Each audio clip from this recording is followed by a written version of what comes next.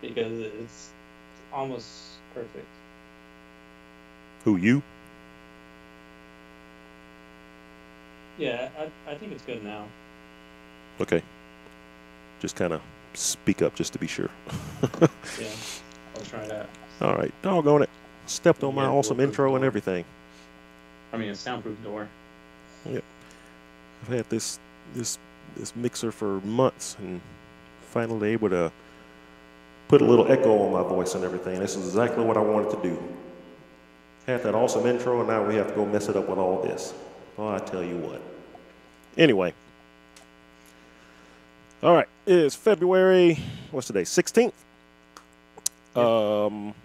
What you been up to? Um, this normal school stuff, like nothing really out of the usual. Um, yeah, I mean, I have tried the Dragon Ball Fighter Z. Mm-hmm. That was fun. It's constantly on my mind, but yeah, I haven't played it in a week, I think. I hadn't played in about 2 weeks, Each. and we'll get into why in a minute. Of course, uh, Injustice 2 got updated this week, Yep. and what is probably to me the single greatest guest characters in the history of any fighting game, TMNT. Oh my God, I haven't had so much fun playing anybody. Hadn't just smiled so much playing anybody since Abigail came out for Street Fighter Five actually. But I mean everything about them in that game is just perfectly done. The way they look, the way they're animated. I just forgot how good the face tech is in that game as a whole. Yeah. You know, for all the characters, and then you put their character faces, you know, cartoonish characters. You put that same face animations on them, and what would could come off as like scary almost. It just comes off as freaking awesome. Yeah, I was about to say, I didn't play it or bought it yet, Mm-hmm. but the motion in it is like perfect. Like I could barely like I'm just gonna say like if I were to put like there's a random background in it that matches the movie of what was it, 89 or 90s, early 90 Turtles movie. Right. I don't know the very exact year, but yeah, it looks nearly identical. It looks so good. Yeah, their faces kind of remind me of the old cartoon we used to watch back in the fifth Yeah, grade. yeah. I'm pretty sure like yeah, the old cartoon Mm-hmm. and the movies try to mimic it too, Yeah, yeah, because but that was just the thing at the time, and yeah, it's just perfect. yeah, I don't think they've ever looked better in anything really. Yeah. Games, cartoons, films. I mean, just so much fun. Like gameplay wise, I find myself playing mostly with Michelangelo and Donatello. Mm. Uh, Raphael, I don't really like the way he plays that much. Um, to me, he has like the worst trait skill What and is it? the worst move set overall. But that's probably just me. The other three, I think, are all like really fun. Um, and all the stuff that they say to the different characters and to each other, and um, it's just so well done. It actually got me back into Injustice. I went and played it online. So I woke up about 5 o'clock Tuesday morning, expecting to wake up being able to play it, but I forgot that sometimes the PS4 updates don't come through till the afternoon, so I didn't play it until Tuesday night. And I actually Hmm. jumped online, and that was the first time I played Injustice 2 online in a long time, and it did not go well. But of course, everybody was playing them, and it was just, I was just having a ball. It was just so much fun. Like, got me back into that game. Like, They seem really good. yeah, yeah. I mean, Really I'm like from what I've seen, they like have like a ton of like, well, Michelangelo especially, like, well, it depends on how universal the moves are. Um, but I remember seeing him with the turtle, uh, like the turtle drop where he could cross up. Oh yeah, they all have that move. Oh, that's universal. Yeah, Okay. when they go in the shell and can cross you up. Okay. Like Then, it's like a hop move where they go in the shell and kind of hop yeah, over and yeah, flip that over. one. Yeah. They all Yeah, have that move. They all have the dive kick. All but Raphael has the little flurry move too. Each one will have like a different version of it. It's like the was it back forward two, where they'll do some kind of flurry move. All but Raph has that. They all have the move where they pull their head into the shells and it deflects projectiles. Yeah, that's pretty yeah. cool. Um,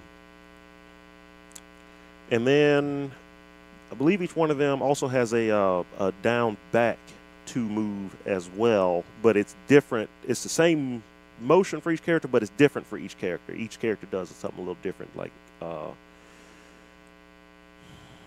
Michelangelo does the little spin, the low hit and spin. Donatello does the anti-air grab with the staff. Leonardo does the uppercut. What does Raphael do? Isn't his like involved trait? Oh yeah, his is a counter move. So if he gets hit while he does that, he does a counter. Does his trait relate to the counter? Like how much damage reward he Yeah, I gets, think or so. no? Cause he has a separate move where what do you call it? Get hype, I think, something like that. He'll do Yeah. like this little pose thing, and it adds a hit to his trait. And yeah, I think depending on how filled up your trait is when you hit the counter, is how many hits you'll do, and also you can just hit the trait and like it'll do a set combo depending on how much of the trait you've built up. Hmm. So it's pretty interesting, but it's too much work. I think that's why Yeah. I'm not particularly. I think it was kind of underwhelming. Yeah. When I saw the gameplay Mhm. footage. Like I said, I But don't know why he doesn't have like a little flurry move either. It's kind of weird, but um, I was kind of expecting they would have had the tournament fighter moves, but then I was thinking maybe it'd be too close to Capcom style moves, maybe. possibly. But Because I mean, like they have those style moves in the game. You just change the option anyway, so yeah, you know. But no scissors kick for Raphael and no Psycho Crossover Raphael. like the actual moves from Tournament Fighters. Yeah, because they used to have like Street Fighter style moves in the tournament fighters. At least Yeah. on Super Nintendo. God, I used to Yeah. love that game. I remember wanting to kill our mom. She actually gave it away to some kid. She gave away like a bunch of our SNES games because for some reason she didn't think we were playing them or something. I went to go play that game and it's like, hey, what happened to it? Mom was like, oh yeah, I gave I gave some of the games y'all had to like a friend of mine whose son didn't have any games. We were like, what? Could have asked first. Seriously? Oh, I remember being so mad. But I can't remember the other games that she took, but I remember that one and being just upset about it. Not happy at all. But anyway, God, that was the first thing I thought too. Like about half hour in, I was like, God, NRS has to make a standalone game. Because all I was thinking too was like Shredder. Can you imagine what he would play like? And then I thought, his weapon. well, yeah, I mean, he could use swords, he could use himself or whatever. But then I thought, you know what?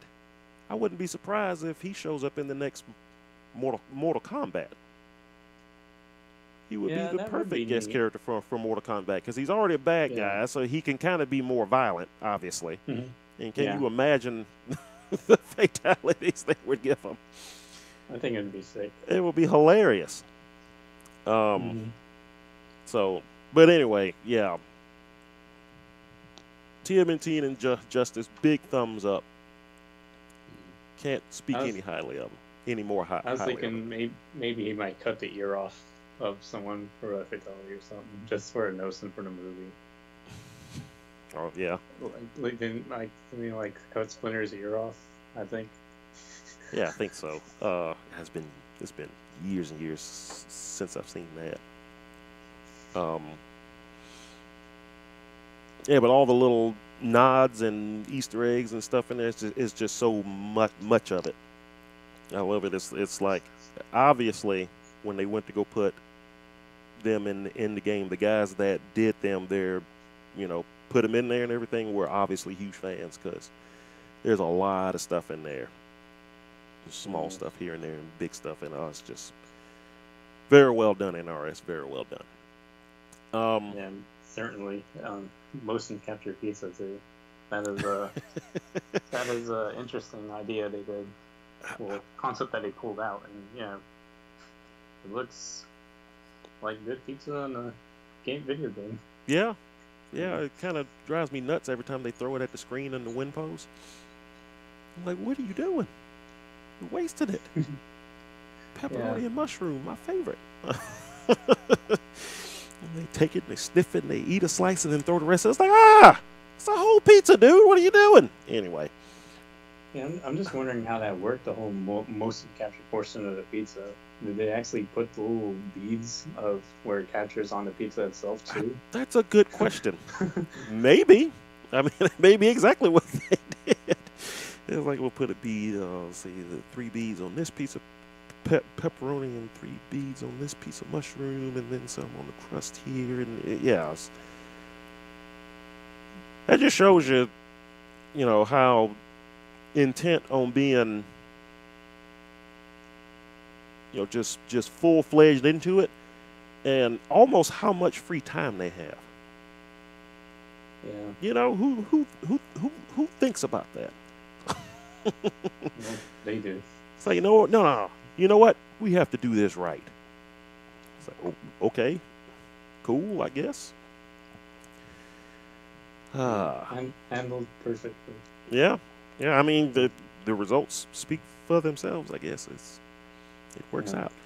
Now we just need to see top 8 turtles for Evo. Yeah, I'm waiting to see all the hype. They've only been out for a few days now, and I hadn't had a chance to go on Twitch and see any big name Injustice players playing with them. I'm sure they have. I'll probably try to look that up this weekend if I get a chance. But yeah, I can't wait to see some of that stuff because I did see once what's her name? Dang it, the witch chick. Vampy? No, what? No. The character in the game, the last DLC character before Turtles. Oh, Enchantress? Is that it? Probably. Yeah. Probably have a better idea than I would. That sounds about right to me.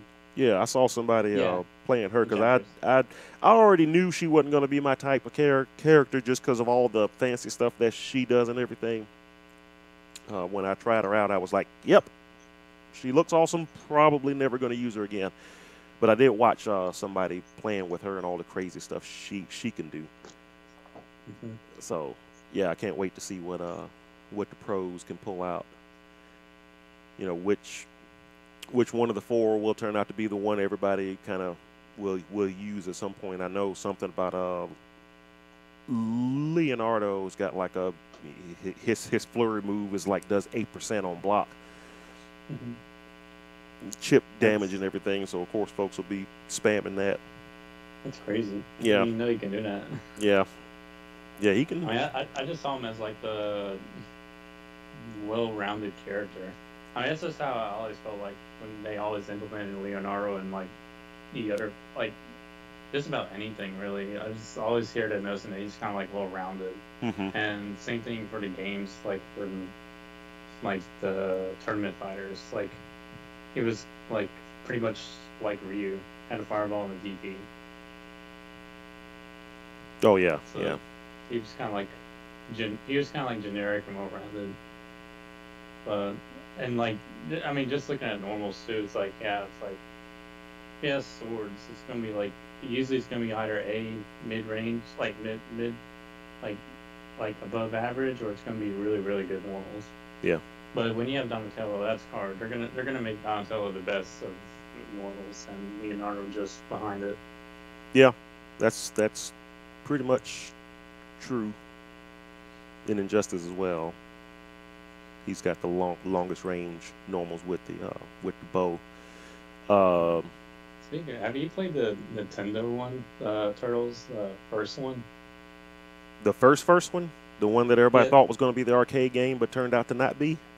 yeah, the Yeah. one that a lot of people complain about, Oh yeah. like the difficulty and all. Oh God, yeah. Yeah. I know some folks that actually can, beat the game with their eyes closed and everything. And I'm like, how? I don't think we ever got past like the second stage.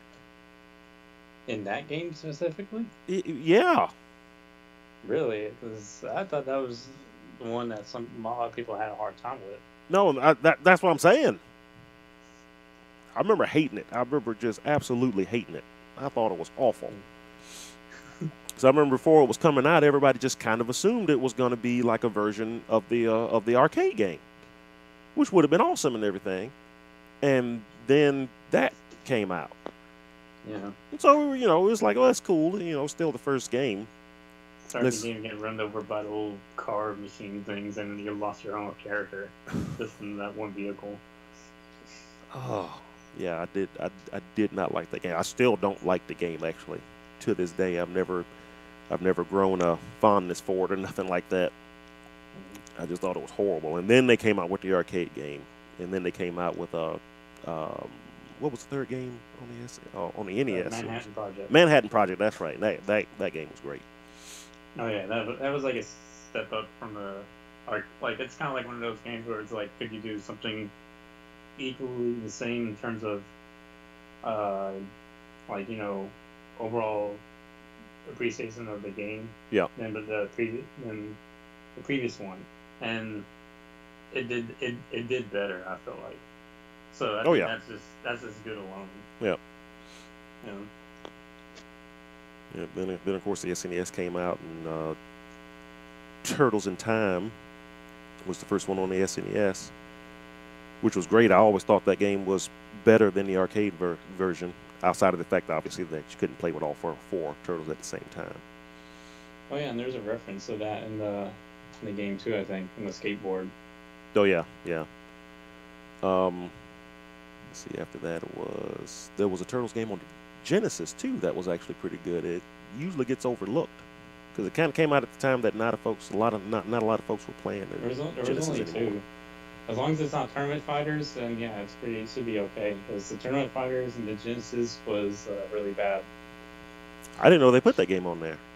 They did, and that was technically my first tournament fighters game I played, Uh-huh. and that is one of the worst fighting games I played. Really? I will say that I do like the composition, the the, the like the music composition. Again, that was okay. Uh, the background aesthetics is good too, but the gameplay is absolute trash. Like, definitely get the Super Nintendo version if you had a choice of picking the two, Yeah. because the Genesis one was not only really low in terms of sprite count, frame rate.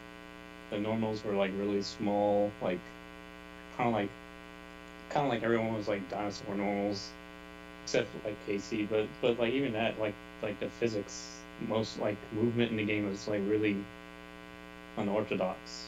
Like it's not fluid. The jumps even felt like Virtual Fighter in a way, Oh wow. where it's like the jumps like you kind of like go really high up and down. Mhm. Then when you land, there's like a ton of landing recovery frames. Like even when you don't do a normal. And supposedly there's like some throw infinites you can do in the game too. I mean, the Super Nintendo version had that too, Control Infinites, but it's like Uh-huh. I think if you use the tournament settings, that some people, if they were to play competitively for some reason to play that game, the Super Nintendo version, it makes some of the throw setups kind of harder, as far as I know, because I think Shredder had like a really consistent one on normal speed settings, but the physical speed settings were like turbo 1 or 2, and it affected that, so you can do like you can do throw instruments with him or some of the past, but it's possible. Hmm.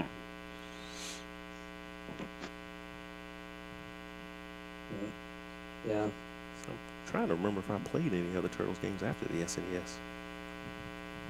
Besides when they put the original arcade game on Xbox Live, I don't think I've played any other games since then.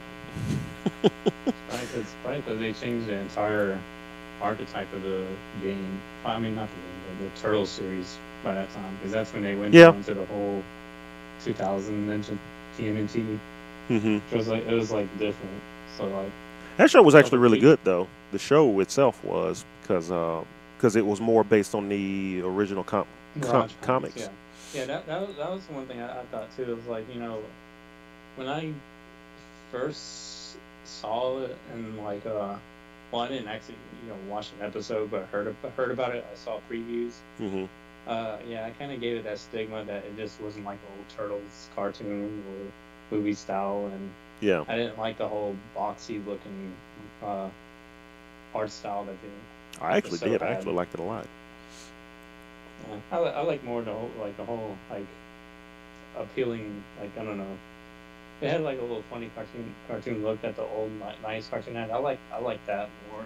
Yeah. They look more presentable than this one, but I mean, I could see why it's good too. I mean, but once again, I mean, this is just during previous times. But once I started watching an early episode, I kind of was like, I'll probably give it a shot more, and kept watching other episodes, and I thought like, it's not bad. Um, Maybe it may not hold the nostalgia factor I have the older series or the movies. Mm-hmm. But I thought it was all right. It got me enough to watch throughout the whole seasons, I believe. Well, until they went to the whole, what was it? The Future series. I don't know what it's called, but Future Shock or something like that. something like that. It was when That was they changed weird. That was like an experiment. They went and changed the show. yeah, It the was a ratings different went. show, but they didn't announce they were doing a different show, so it confused folks. It's like, wait, when did they go to the future? Wait a minute, I'm confused. It was actually a different Yeah, show that they just kind of shoved in everybody's face because for some reason they wanted to push that storyline. I think yeah, they wanted to release like a new toy line or something like that, and it just yeah, didn't work. Folks just didn't watch the show anymore, so they quietly canceled that one and brought the old one back after that. yeah. They had to After do those that. few weeks that it was in there, so some folks think that's an actual storyline in that series, but it's not. It was actually a whole separate show. Really, huh? Yeah, but they just kind of inserted it in there as if nobody was gonna notice. It's like, Hmm. what? It's so weird because it just if you watched all the episodes leading up to it, it just kind of seemed to come out of nowhere because Yeah, it did. yeah, So that was odd. yeah. Um, I wonder if it was like an experiment for the whole TV rating, because I think that was the time when they started to lower the. I don't know, what's the TV version of ESRB? um, I don't know. TV ratings? I'm just gonna call it the TV rating system. Yeah. Oh, okay. Anyways, well, that went more to like the. I'm not gonna say rated like K, Like but like, TV 7 or something like that. yeah. Oh, Y7. Yeah, I think it was Y7. That's it. Y7. That's it. That's exactly it. So before that, it was just, I think it was rated PG. I think so. There was a more like a darker tone to it and Yeah, it might all. have been. But Yeah, it was definitely a darker tone to the show at times, and I'm pretty sure that's what it was. They wanted something to get more little kids watching it, because I know yeah, a lot of issues that particularly cartoons that I love. the issues that they run into is that they can't get advertisers because folks my age are watching the cartoons when the advertisers want, folks my kids' age to watch the show because they're the ones buying the toys. And why would they be so concerned about it? They just watch it and just say, well, because I'm not going out and buying, kids' toys.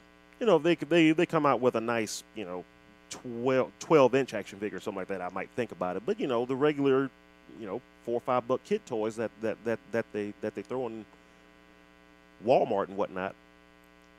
That's one thing, but generally, folks my age don't buy that stuff, and so right. So when the ratings come in and you get more 18 to 40-year-olds watching your cartoon show than the 4 to 12-year-olds or whatnot, the ones that you're trying to advertise to, then advertisers start to pull out because that's just money going down the drain. And that's what happened to a lot of the really good cartoon shows. You ever wonder why a show seemed like everybody watched it and the ratings were really high and they just pull it? That's usually why. Too many older folks were watching it. That's what happened to Young Justice. That's what happened to Silver Surfer way back when. I'm sure that's almost what happened to TMNT, the early 2000s show. It's a bunch of shows like that. If you ever wonder why did that show go off the air all of a sudden, it seemed to be doing so well, that's exactly why. They couldn't get advertisers to it because advertisers want to advertise to kids, not folks my age. So I guess they were just worried about parental ratings, I guess. Because I'm thinking of Sonic Saturday Morning, for example.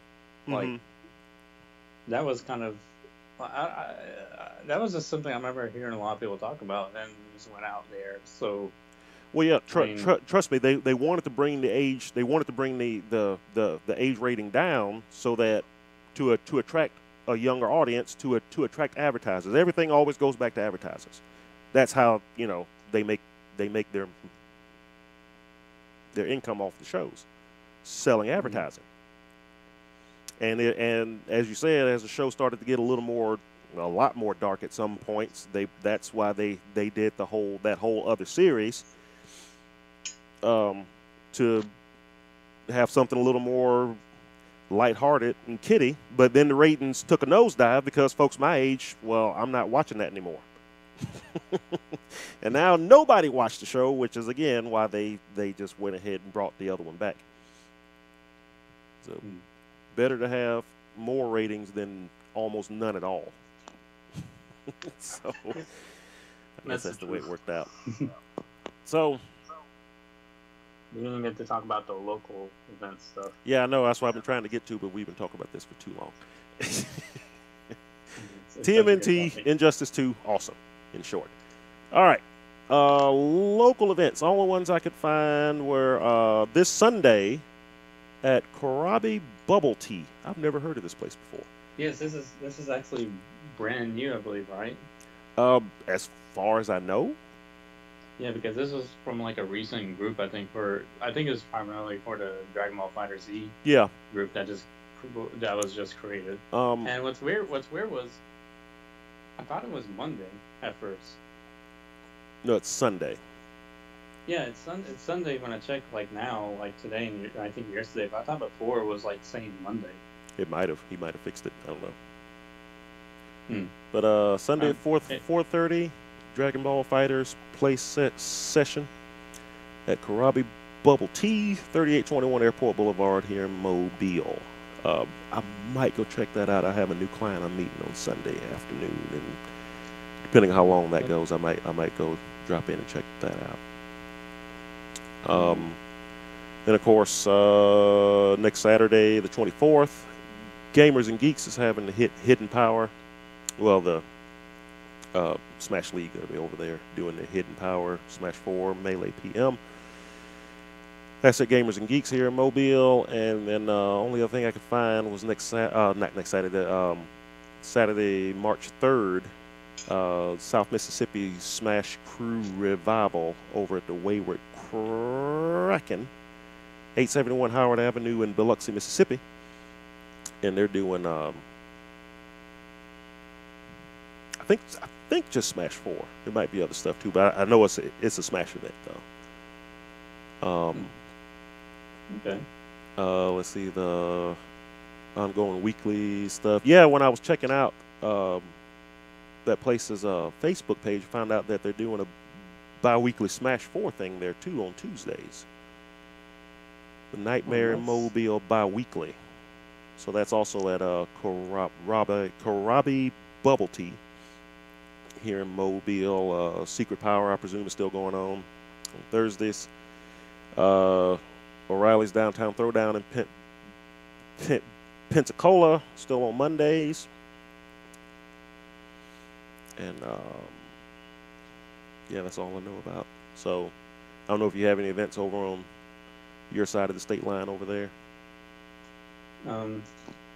For Louisiana, yes, but that's like another. It's not coming like soon, but I mean, well, it is soon, but not like not this month and not next month. It's in April. Yeah, they have a South Louisiana Majors at April 14th through 15th. Oh. And yeah, this is supposed to be one of their bigger events of the year that comes every so often. Well, per year, obviously. Mm-hmm. They don't have a tenant schedule set yet. But there is going to be Street Fighter 5, Tekken 7, Dragon Ball FighterZ, Smash for Wii U, for including doubles as well. KOF 14, Marvel Infinite, Injustice 2, Guilty Gear Revelator 2, and Blaze Blue Central Vixen. Sounds interesting. Yep. And if there's anything else, nothing about pot bonuses yet, but as far as I'm aware, these guys were really crazy for getting pot bonuses even since like last year. Mm-hmm. Because I heard, they managed to get a lot of money for income for the pot bonuses somehow. So it's something to look into. Yeah, I'm sure we'll talk about that again next month. Yeah. And possibly the month after that. Yeah, and I actually kind of remember wanting to go to that last year, but something came up. Yeah. Yeah. I think he did. Thought it was something like personal related. I feel like it. Yeah. I was in the middle of the lawsuit stuff back then and broke. Yeah. So. Yeah, it was around that time. Yeah. So yeah, that's all we got for events this month. Again, if you ever have any other events that you want us to bring up, drop us a line on the Facebook page or the group or anything like that. Yes, and try to get it out there. Seen the post from the poll from Philip that tried to share over the Facebook group in Mobile? I have not. I didn't actually look at the group when I did the post earlier. I'm bad at that. I just went on there long enough to do what I need to do and dip. Yeah. What kind of poll is it? Well, is this a poll just to see if there's like any interest for having a Street Fighter 5 monthly over in like a Biloxi area? The venue details wasn't like given specifically from that post itself. So I mean, from the message I hear, it might be like at a maybe a bar or something. But I mean, it's just something that's just like out there that he's just looking into and just seeing if people are interested. So. You know, if there was going to be like a song of 20 or something people, you know, that'd be good. I am concerned about like, you know, how they're going to work things out because, you know, when I message them, like, I figure like there's things price to know like what are they looking for and stuff like that. Basic basic give and take things, right? Hmm. So I mean, this is something I was thinking price would be worked out on, but anyways, if anyone in the area is interested, you could support me. Just say you'd be interested. Um, I would wish that they give like a time frame on the poll button because if it was like weekdays, I'd probably be a little concerned. But if it was like weekends, I mean, I can make it. But yeah, I just want to put it out there. Yeah, I'll take a look at it. So you don't know where it's going to be though. I was just mentioned it was some bar in Biloxi. I didn't get to really Biloxi. actually Okay. look at the details, but it's gonna be in Biloxi. Hmm. It's probably going to be like on a week, like on a Wednesday night at 10 p.m. or something like that. Making sure I can't go. People drive me nuts with these weekday stuff. I got to work anyway. Yeah. um, it's okay. We got all that going on. So all right, real quick. Obviously, since the last time we talked, Street Fighter 5 AE came out. Yep. Have you had a chance to play around with it? Well, yes, I did. What'd you think? There was a few things I had to test. So when I first think about the game, like when it came out, um, to be perfectly honest, like I didn't really feel some of the things like changes that really would really allow me to get in to play it. It was more like me. I wanted to like test things like online and all that just to Hmm. see how to go. And I guess I'll talk about that. I guess. Um, and the other thing was seeing how useless Ken's V Trigger 2 is. As I thought, and sure enough, it is mostly useless. I think it's decent for like maybe like fireball style presser, Hmm. but like so that would probably be like a Kuma air fireball stuff, and worst case scenario like maybe like recedes like tornado presser. Hmm. But the problem with that is well like you know I can use EXDP for that, so it's like if I can do that and get enough meter, I mean I don't see why I would want to use a V trigger for that specifically.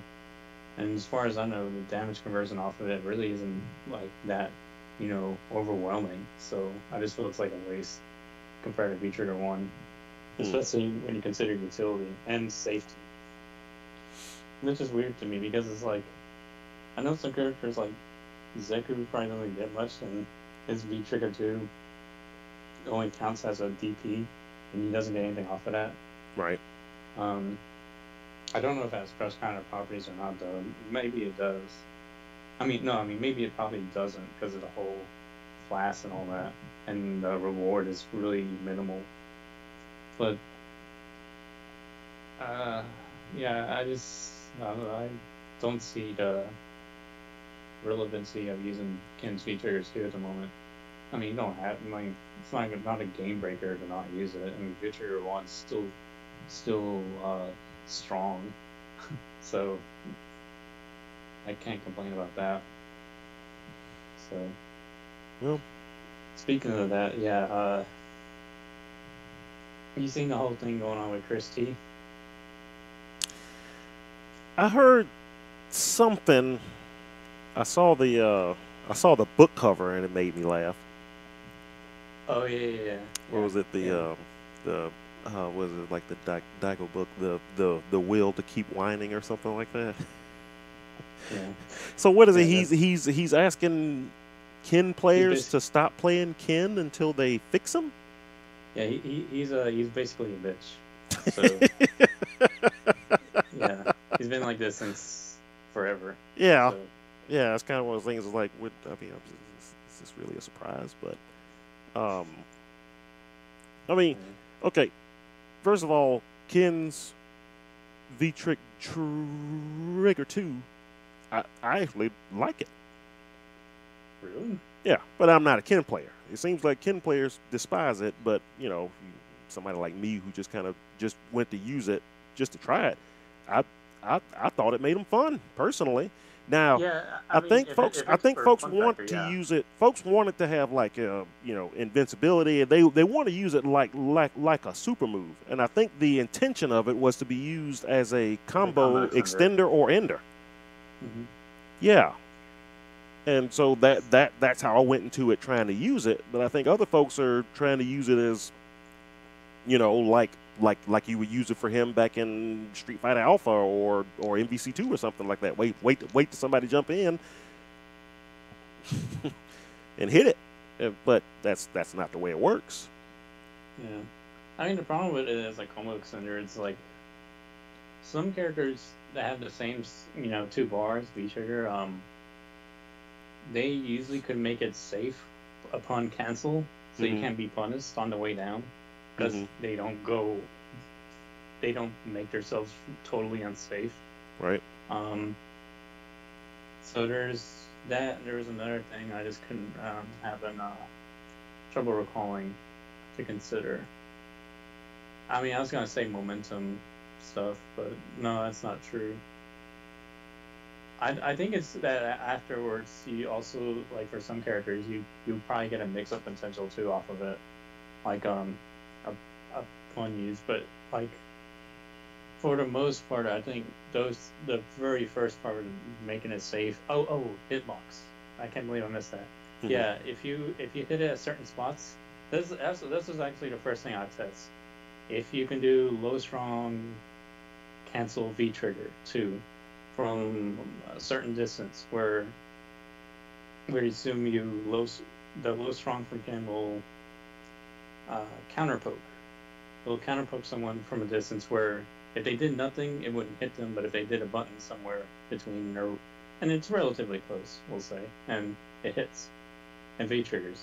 If it landed, he will just do V trigger two and go up, and it will not hit.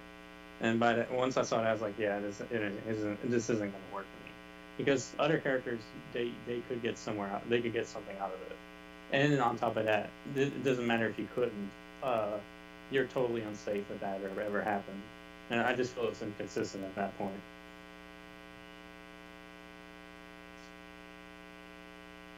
So I mean, that's all I really have to add to it. I mean, I feel like the long term feature wants just to mm, I would say even 95%. I mean, I'm not going to rule out that there isn't a use for V Trigger 2. Hmm. But I just feel like, I mean, the only thing I can think of is like air fireballs with Akuma. I just really don't think it's that really worth switching out the comeback potential from V Trigger 1 to that one for just that one specific pattern to look for. Right. Kind of makes your play linear at that point too. So Yeah. just feel like it's not worth it. That I can see. Yeah. Um, I feel like there's a few characters in the game that's like, why would you ever use V Trigger 2? Like with me personally, with Abigail, I know everybody's using Trigger 2 with him. And and do People do aren't showing at the right time. do you think it's overpowered? No, I don't either. I don't see it. I was able to you can trope counter it if you have the right time. You just right. gotta know. I mean, like when you first see it, visually it looks like it looks really hard to do it, but if you really think about it, Yeah, it's really not that hard you at all. autopilot, right? Yeah. So it's like an opposite select you do. You are likely gonna hold back. Um, your the thing you should know as a keynote is to press Tro once a point where his hands go really up. It's either his shoulder or arms, but you'll know when it goes the arms go really high, and then once it makes a down position to charge, Hmm. there's a certain point where you can tell that there was a full charge, and you'll autopilot Tro because it doesn't become active instantly. It takes some time, so you just delay. And I think it's like about like roughly 1 second and a half. You wait upon seeing V trigger, and you just throw. So either you're gonna block because they release it too quick, which I think you could punish.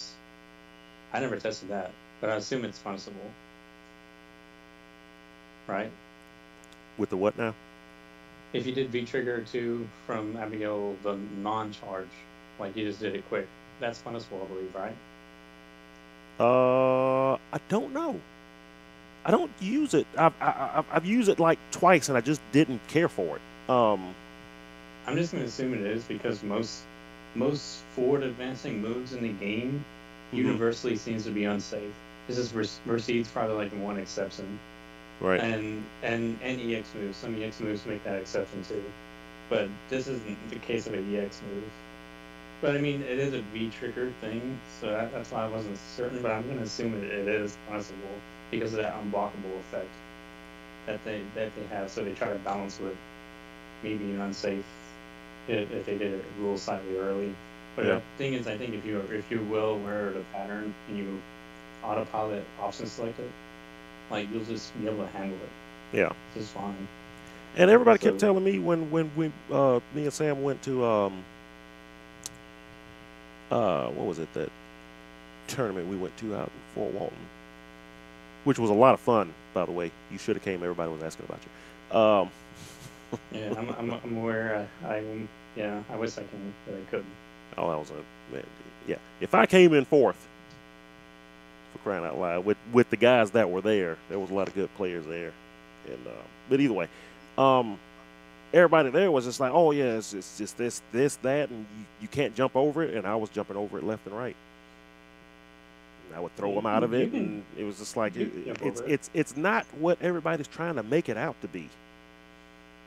I mean, it's very situational though. Like when you can jump it, that's why. Like on my mind, I feel like on my mind, if a player is using V trigger 2 at a good time, like I shouldn't jump it. Right. I said do the block the consistent way I think is the block autopilot throw. Option select. Well, it's I guess it's a muscle memory option select. Well, visual muscle memory option select in this case. Mm-hmm. But yeah, if it's like a really random V trigger 2 to just pull out randomly like neutral or something, then yeah, you can jump it. Yeah, but like if you're like knocked down and stuff, yeah, that's not worth it. Yeah, it's definitely harder when you're knocked down, and yeah, then you got to kind of try to figure something out. But yeah, just just the guys, some of the guys I played online, some of the guys I played there were like doing it. And I was like getting out of it constantly. And they were like, "Wait, how did you? It's like, yeah, you can just throw them there, or yeah, you just jump forward. It's like, I didn't know you could jump over it. Well, why would they make an unescapable move with armor breaking? That would just be stupid. It's like then it would be really cheap. Yeah, then it would be cheap, which is why I don't understand all the outrage at it. Is like. Feel like folks hadn't really tried, because I was jumping over it with Abigail, who has like the worst jump in the game, and I was consistently jumping over it. It's like it's not that hard. And so I never understood why the big, oh, he needs to be nerfed, this, that, and the other.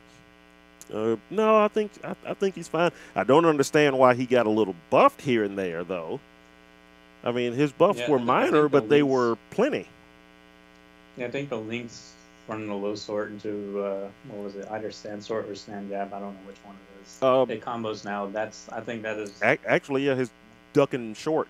He combos into itself. When I saw that, I was like, I think that's all any Abigail player really wanted, because we all do it. And I just learned to look for that counter. If I saw the counter, I knew I could do the second one, and it would combo. But once AE came out, I got so used to when I didn't see the counter, don't do the second one, that I would hit somebody with the first one and then go ahead and throw out the second one, because most times I would just throw out the second one just to push them back a little bit more anyway.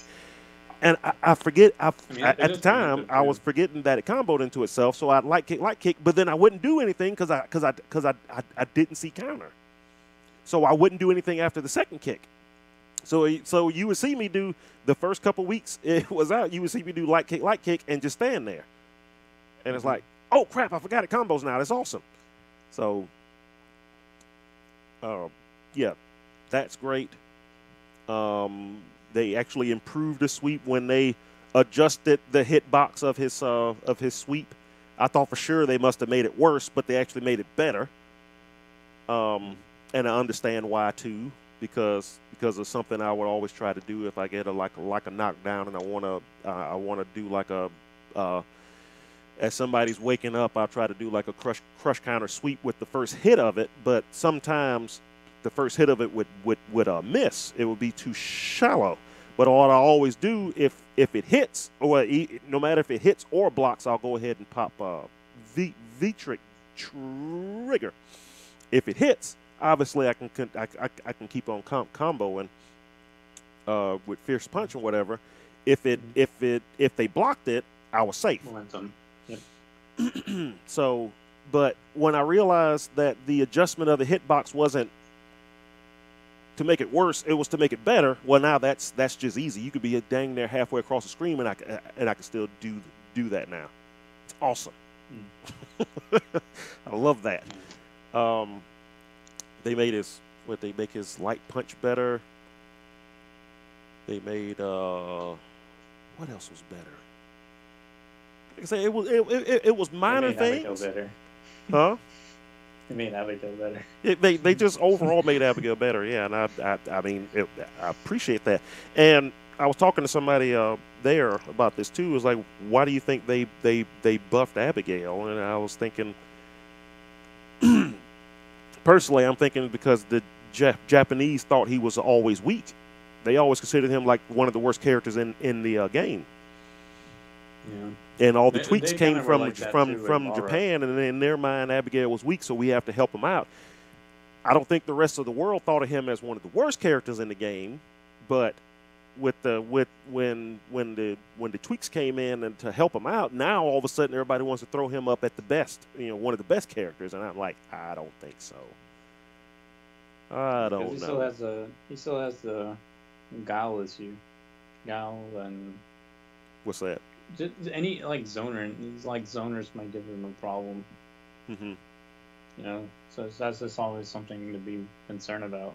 Yeah. I guess it's probably the other thing too. Maybe they were Japan, maybe thinking it's long term. I mean, the simple answer may be just that people will just counterpick him with Gal. Well, yeah, that's what happens to me. Yeah.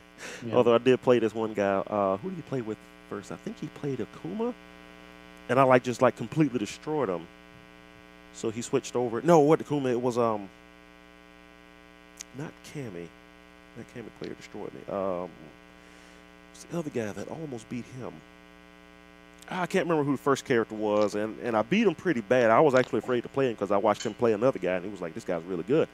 But I beat him pretty bad there, so he switched to Nash, and I was like, oh crap, this is gonna suck. But no, I was still able to get in on him with Nash. I beat him. Ended up beating him so bad that that last game, where I comboed into the super to end it, and he just paused it, shook my hand, and left. And I was like, oh, he's mad. Yeah, he's mad. Yeah, they had me and Sam play each other the first round too. That sucked. Really? Yeah, and I actually won. That's lame. And I actually won. Really? Yeah. Wow. But then the next time, but then we ended up playing each other in losers semifinals, which I knew we would. We had both said, okay, whoever wins this. Well, I told him, if I win this, I know I'm going to lose eventually because I knew one of the guys that was there was probably going to win. So I was like, I had a feeling I'd run into him, and I did. So I was like, we'll probably end up seeing each other at the end again. And sure enough, exactly what I thought was going to happen happened. I lost to the guy I thought I would lose to, and then we ended up fighting each other again in the losers. Double Jeopardy. Loser semifinal where Sam picked Guile, and it's like, well, that's it. I'm screwed. That's unfortunate. Yeah, I mean, getting fourth place is still good. Yeah. So. Yeah, but dang it, had we been on two opposite sides of the bracket, I think things would have played out a little differently.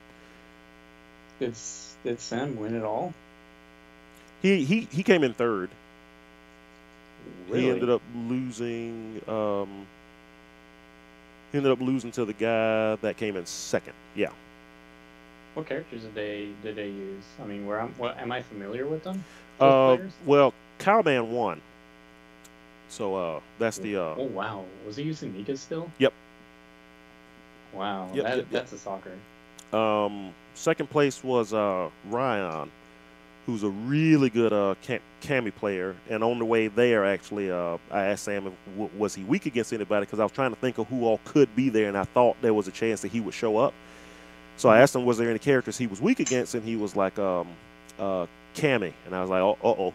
It's like, well, there's a guy from Panama City that plays Cammy, and he's really good with Cammy. So if he shows up, you might have issues, and sure enough, he showed up. And I think Sam could have had a chance against him had he slept the night before at Punk. Oh yeah, this game is one thing I noticed is physiological features is really important. Yes, which like, is why like sleep, how well you eat, how well you're feeling active for the day and all that. Yep. That is important, I will say, more so than other games, because sometimes the other games, like, there definitely really is like a execution, like statistic and other things to consider and all.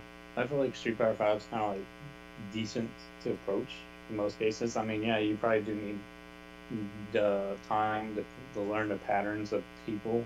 Yeah. And how characters play and strong points and taking percentage of what they do and stuff. The characters, I mean. But yes, I would say because of how lenient the game is to get somewhere, I do feel like the physiological portion, I feel like that is really important. It is. Yeah. Because that hit me a lot on like one Louisiana event, really, like 2 years ago or a year ago. I don't remember what day, but I just remember I was close to like near like top 2. I was like in winners finals. It was weird because like some like MS players were like saying like I have this, but it's like I kind of don't like to jump the gun like that. I'm usually just keep thinking about what's going on in the game more so than outside. Right. But when I got to play again with Zafe, something happened. I don't know if it was a combination of being really hungry or being tired or both. And I think it was tiredness because I didn't really sleep much the day before. Yeah. And sure enough, what happened was I lost both sets and got second place. Yep. So I would say, being in a well-rested state, I mean, at this point, if you're tired, I would say if it's that important, try to find somewhere to sleep for some of your matches at the very least, or just don't be afraid to sit down in a chair and just rest. Well, what's funny is after it was all over, he slept. They were playing Smash over where we were playing Street Fighter, and the Smash guys were nice enough to let him sleep over there for 2 hours. Oh wow. So so I was off, playing games, getting something to eat, having fun, seeing guys from that area that I hadn't seen in like over a year, and he's over there asleep. So, it all worked out. We all had fun, but yeah, if you're gonna be competing and have a chance to win some pretty good money, you should sleep. Yep. You sleep, should eat well. You said because Cowman even said he was afraid of playing Sam. He kind of hoped that he was going to lose because he didn't want to play Rashid like at all. Yeah, Rashid is the biggest threat in the game, right? Well, I wouldn't say he's the biggest threat because I mean there's some outliers. Not if you ask Sam, of I course. do feel like his like damage reward. Yeah. Like he doesn't really have like a. Well, it's weird. It's like he has the potential to do really good comebacks, but at the same time, like the damage is kind of like average. Yeah, he definitely has to work for that. Yeah, but the damage. His presser game and his normals buttons, they're his dumb points. Like that's well, not to make Rashid like that's I know broken. what you mean. It's not broken. It's just really strong points about the character that's really good. Yes. I mean, it is a threat to consider. It's just a lot of people just don't like to deal with that. So I sure don't. I did the pressure alone on the corner. That is like the strong point. That's what I was thinking. You know, that corner presser is a comeback potential because like you know a lot of people can flop once he puts you in the corner. Mm-hmm. Well, he could stun you like relatively easy if you guess wrong.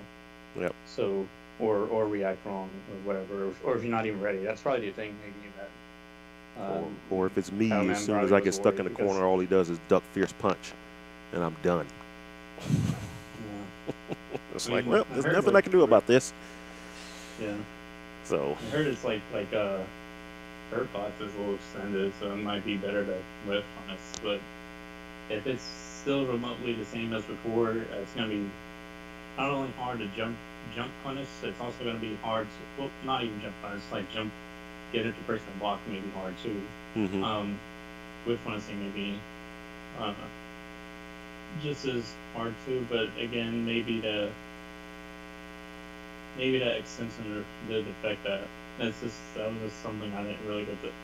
Well, maybe I did. I personally didn't feel like there was so much of a difference, but maybe I will look back into it one day when I get the chance. But yeah, it's a scary character, Yeah, but yeah. I like it. Of course, like I never know why he always wants to play against me. It's like you play with characters. I play with characters that your characters beat like 9 times out of 10. Why do you even want to play against me? It doesn't make any sense. I play the 2 slowest characters in the game. Of course you're going to win. What are you trying to learn by playing me? I don't get it. You need to spirit get accustomed to you. Was it during the tournament too? What's that? That he wanted to play you? I mean, we didn't want to play each other at all until we did the first round. Like I said, I actually won that game. I was like, how did that happen? I mean, I beat him every now and then, but it's just not a good match. In casuals though. Like casuals during that event. He didn't want to play any. He just sat over in the corner the whole time. I'm like trying to wave him over because everybody else is like we're all playing and talking again. I was getting caught up with some old some friends I hadn't seen in a while over there, and we're trying to wave him over so he can get one or two, but he didn't want to. Damn, every man for themselves, huh? I guess, I mean, I don't like know. the way I look at it, like I don't know if it's scummy or not, but I'd be like, I look at it as like if it's my own like region, people I went with, Mm-hmm. we're kind of like together, right? Yeah. So I look at it as like it wouldn't matter who would do better than the other at this point. Sometimes, people do whatever they want to after once the tournament's over with basically what they do with the money and all. Mm-hmm. But sometimes not. I don't know. Depends. But the thing is, I feel like if you're going to someplace like the Pensacola event, like you're kind of seen as like the true rivals versus their area, right? So I just assumed that like you two probably be the best training partners as far as I'm concerned compared to like playing with them. I mean, this is like tournament like mentality. I guess some people might have. It's scummy, that some will have. Mm-hmm. I mean, debatable, depending on how they look at it. I mean, maybe it's a problem if you look at it for like a minor tournament like this. But like in a major tournament, like some people just don't play with other people, except from their like own region or something. Yeah. I mean, unless it's like stuff like they really don't like if it's after the tournament, like they got knocked out or something like that, then yeah, they probably would play. I mean, it's just something I know, like from talking with people, like but even like Louisiana, I would just feel like it's kind of like common sense too. I mean, I can understand that mentality and everything, but I'm pretty sure that was just Sam being Sam. Okay. Well, whatever floats your guys' boat, it doesn't matter to me. Yeah. But well, either way, it was still fun. I mean, it was a huge event. I don't know if you saw the picture I posted, and that was before That was before the Smash games and Dragon Ball got started. So a lot of folks hadn't even showed up yet. There was a lot of folks there. How many did they say? Like 170 something showed up altogether. It was huge. So that was good. Did you get a chance to play any of the actual arcade mode in Arcade mode or what? AE Dragon Ball? Street Fighter 5? Oh, AE. I actually did. Yeah, I did that. What'd you think? So, I really did like that they had remix touches on the music for older games. I thought that was a neat touch. Yeah. I mean, that's it's those little slice of life things that are actually, I feel like, is good for like a, you know, as far as the general product of the game goes. You know? It just you know, more content like that doesn't. It felt like felt like a lot of care went into it. Like, you know, it was like, oh, you know, it'd be cool is if each game had a remix soundtrack from that game. Because I was playing the Street Fighter 1, and it was like going into the third fight that I realized, wait a minute, this is the music from Street Fighter 1. Yep. That's actually pretty cool. And then going into Street Fighter 2 and Street Fighter 3 and 4 and 5. And even 5 has the old music from 5 in it. So that's cool. Can you even tell anything from Street Fighter 3's character select? Because I could barely tell much of a resemblance at all. Really? It wasn't using the I don't think it was using the Third Strike music. No, it was using the Third Strike. It's the was it music. Oh, you know what? I don't think I've played Street Fighter 3 yet. Now that I think about it, if I did, it was here in my office, and I don't have the sound on that monitor. So I may not have actually heard the Street Fighter 3. I know I heard 1, 2, 4, and 5. But now come to think about it, I don't think I've heard 3 or Alpha. Yeah, well, 3 is the it has a base of that hip hop genre, right? But this one didn't really have like a noticeable similarity of it, like. Well, not similarity. Identification, basically. Mm-hmm. I'll check it out. Because I think on my account, I didn't play Street Fighter 3. I know I did it back here, and that's why I'm thinking I probably hadn't heard it, because I usually don't have the sound on when I'm in my office. Yeah, well, I didn't recall anything that sounded like any of the characters like games. I mean, maybe there might have been some notes similar, but something tells me like they couldn't really. They couldn't really use exact, because there maybe there's like some copyright things that may be going on or not, but I don't know.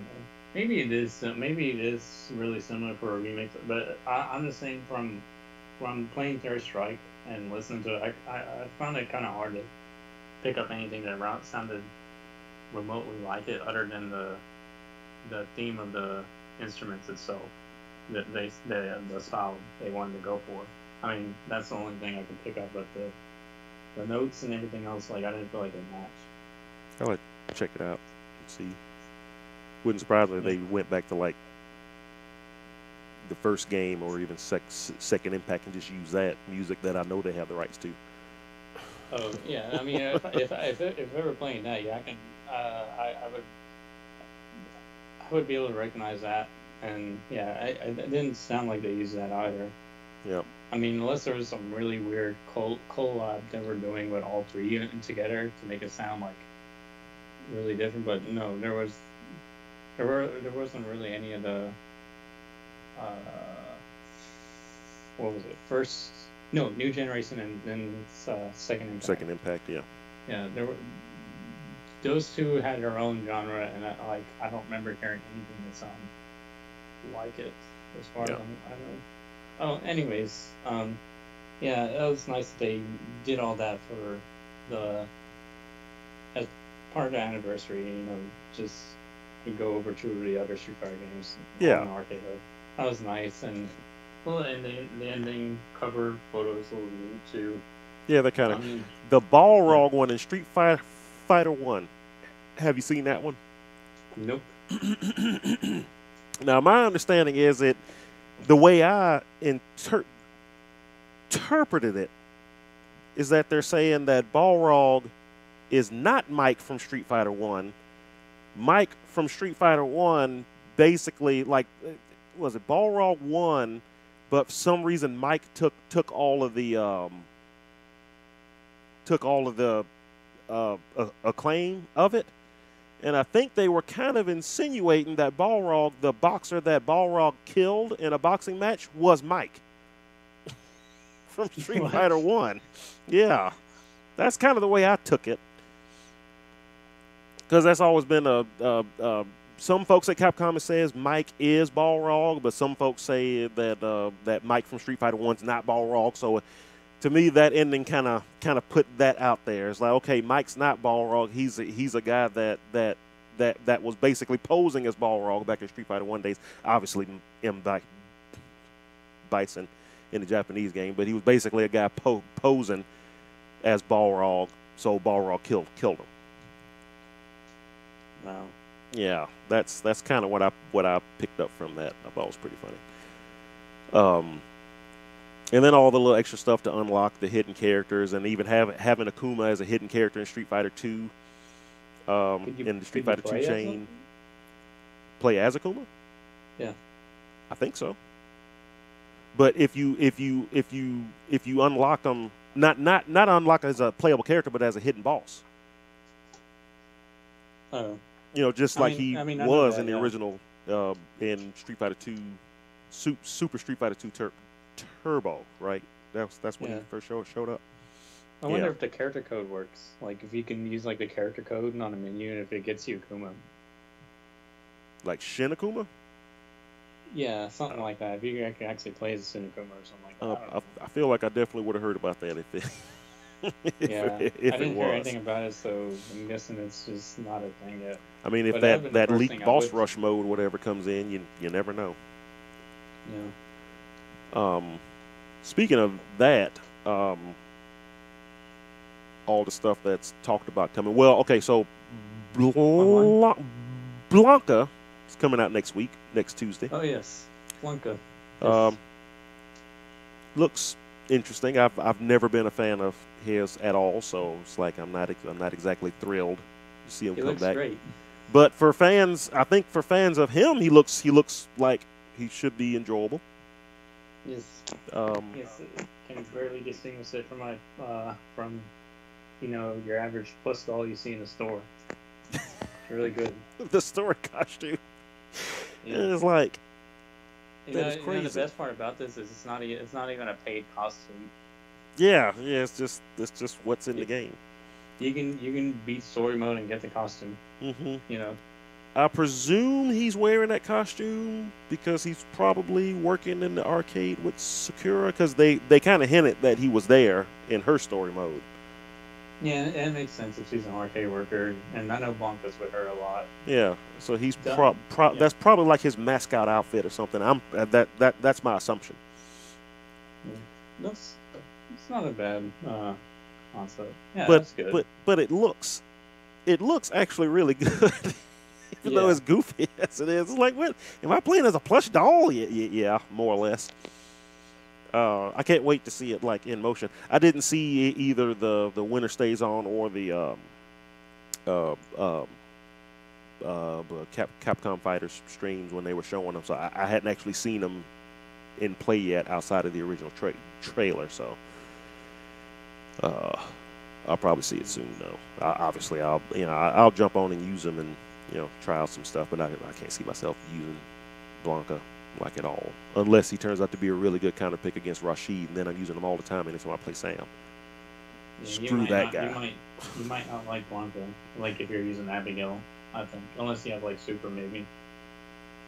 No, like I say, I've never liked Blanca, so whatever. Yeah, oh, like as a character or as a moveset or both? Both. Okay. Just- Yeah. Well, for movesets, if it makes you feel any worse, like the Blanca balls are kind of relatively safe, even for mirrorless. But hopefully they're not as safe as they were in freaking 4. Well, that's the thing. Like, that's why I was thinking maybe it's bad for like Abigail because, I seen a video where like some kin was on some kin player, or I don't know, maybe it was just a training mode character for kin like Blanca, and he had trouble punching Blanca Ball like period. Oh yeah. Like, but I think it does matter of the distance where you are. Like, if you're close, then it's safer. Maybe that's just the word I heard, but I don't even know how true that is. But he tried the dash punish and stuff, and tried to do certain normals, and it wouldn't land. He even tried dash fierce DP and didn't work.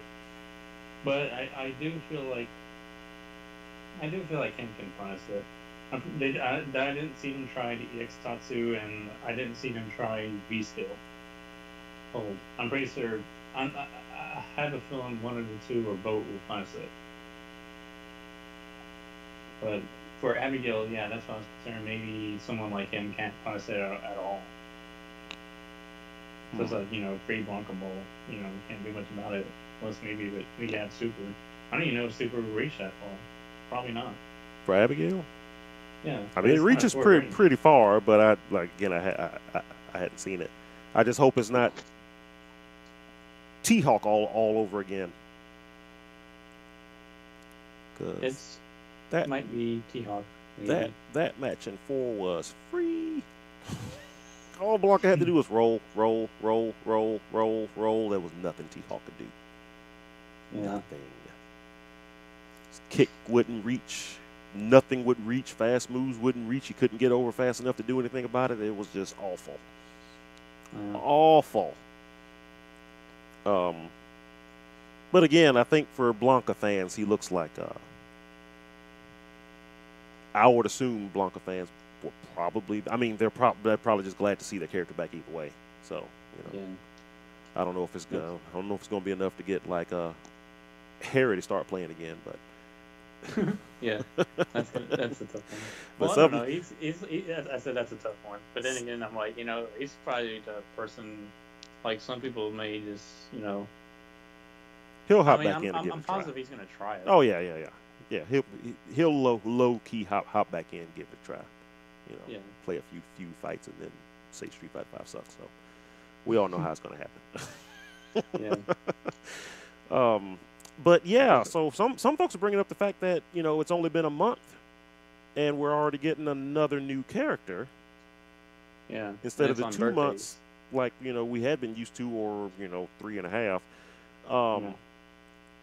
So it's like, is this something we should look forward to, or should we be expecting what's her name, Falky at the end of next month? Or so, maybe. Have you noticed like a birthday trend? No.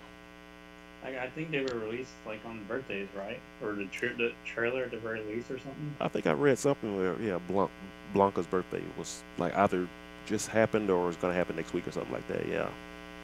Yeah. Was that the same with Sakura too? Or I think so. Oh. Because Sakura and Blanca's are relatively close. So that might explain the order that they released them in. Somebody might have realized that and was okay. Well, these two has to come out first. Right. Because I don't think they gave birth dates to anybody else since. I mean, they might have. Actually, no. I take that back. I think everybody does have. So what's Falky's birth date? I wonder. Nope. That's a false message. No, do not listen to what I said. Fake news. Her birthday. Her birthday is March 15th. March 15th. Hey, at least I correct stuff. Yeah. So it would be next month. People who tweet stuff, yeah, they're the ones that gotta, fact check. Oh, yeah. See, that's why you don't go to Twitter for anything.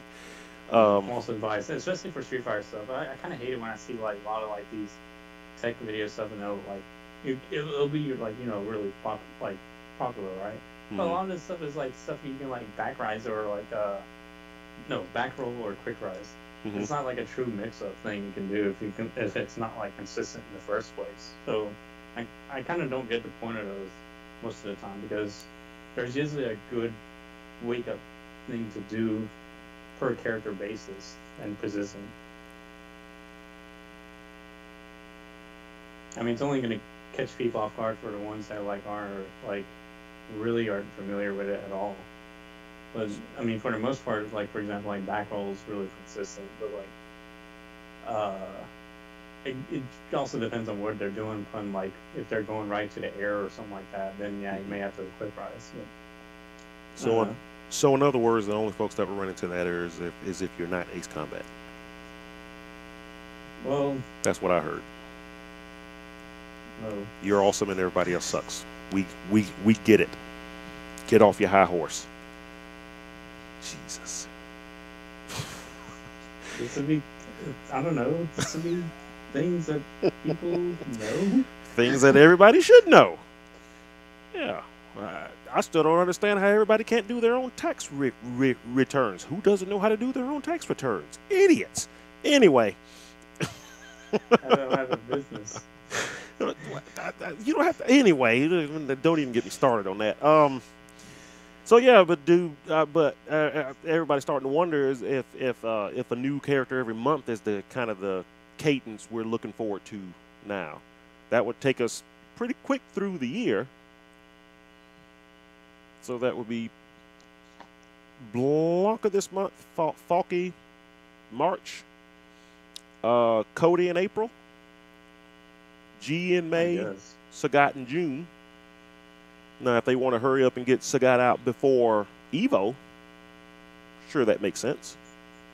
They're probably gonna do like a gameplay trailer around it or something. Like I'm pretty sure he's gonna do like the Evo proposal. Not a proposal. Highlight.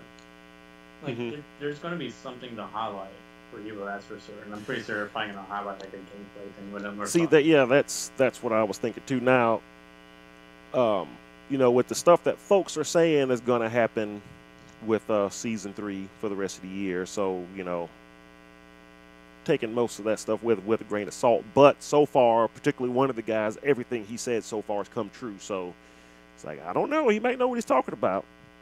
You know, there's going to be a new story mode in the summer. That could be what they're showing off there. They're going to give away 4. Now there's supposed to be 4 more DLC characters that were supposed to be free, according to him and somebody else. So we'll see how that goes. What else? And then of course the stuff that X-Kira has already found within the game and everything. You know, like a looks like maybe a doll rush mode or something, possibly a boss rush mode. Stages. Yeah, new stages. Stages are kind of mandatory. The stages make sense, because that would explain why they started hurrying up and seemingly putting all the Street Fighter 2 stages in there, because now you want the stages from these different games, since you have these different arcade modes. Yeah. That, you know, you could stick all the Street Fighter 2 stages in the Street Fighter 2 arcade mode, which they already have. You can, you know, the Street Fighter 3 stages that are coming, you stick that there. The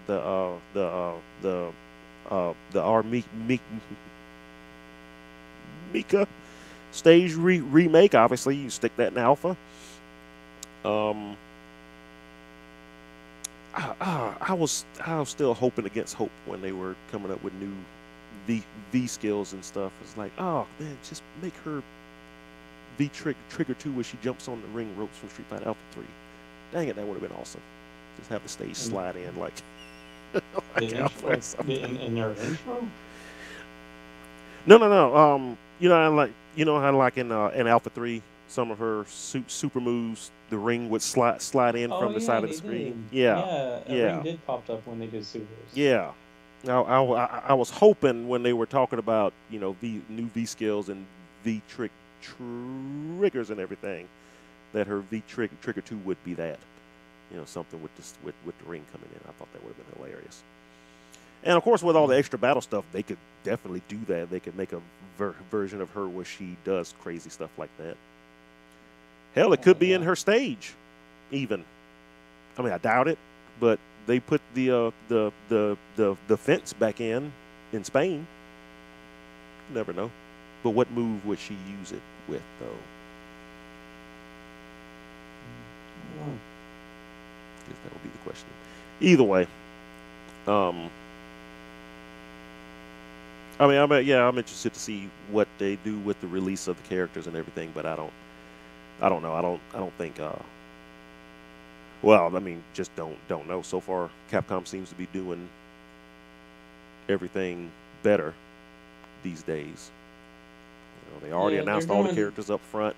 Um, characters folks kind of want. The game actually is a complete game now, and according to some folks, we're getting even more free stuff as the year goes on. Everything seems to be on the upswing. So maybe they want to hurry up and get these characters out so they can surprise everybody with 4 more characters sprinkled throughout the rest of the year. It's like, Yeah, yeah, we I mean, got 10 characters this year, and the new story mode, and all these other gameplay play modes. I mean, it partly worries me if they can do that. Like, if they have enough ready in time after that, like, and not go like really early overboard for the release and then like not have much ready afterward. But for the most part, yes, they have been doing really well as of late. I mean, communication may be like the one thing that like I'm pretty sure that's like the only problem. But everything else, like as far as what getting the content, like as far as content goes, I think it's relatively well Yeah. for a person that wants to get what they can for the game for the package. Like, yeah, now this is kind of like a safety recommendation, I guess now. Whereas before it was kind of hard to recommend, depending on who you're talking to. But now it's good.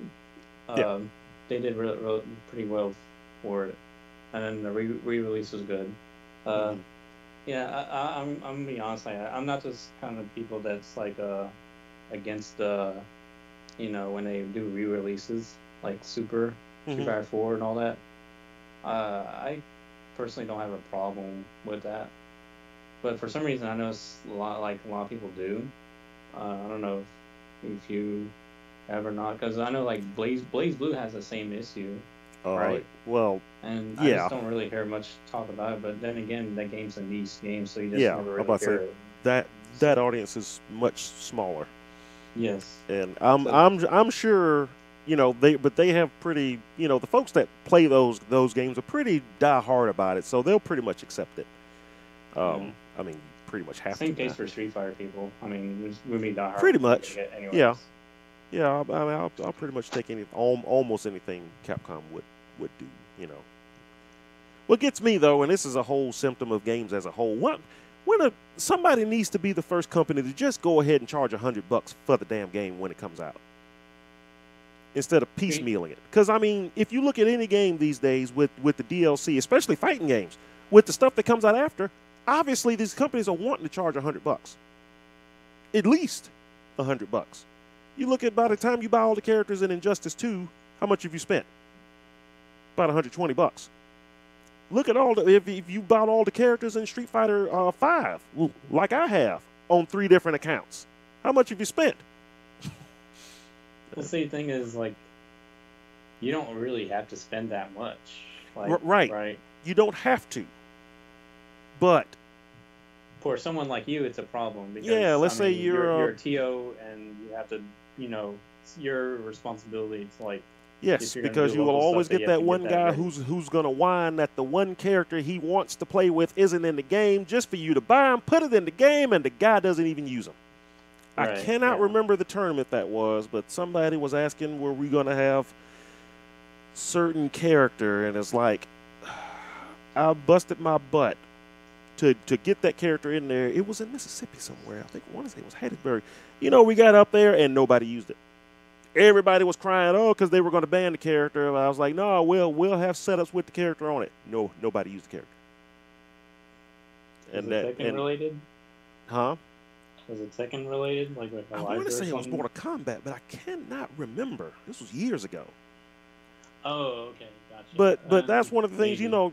You know how we are. We don't.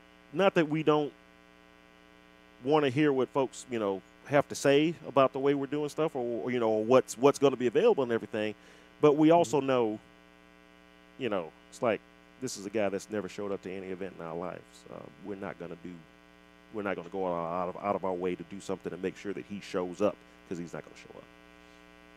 Tekken guy. Mhm.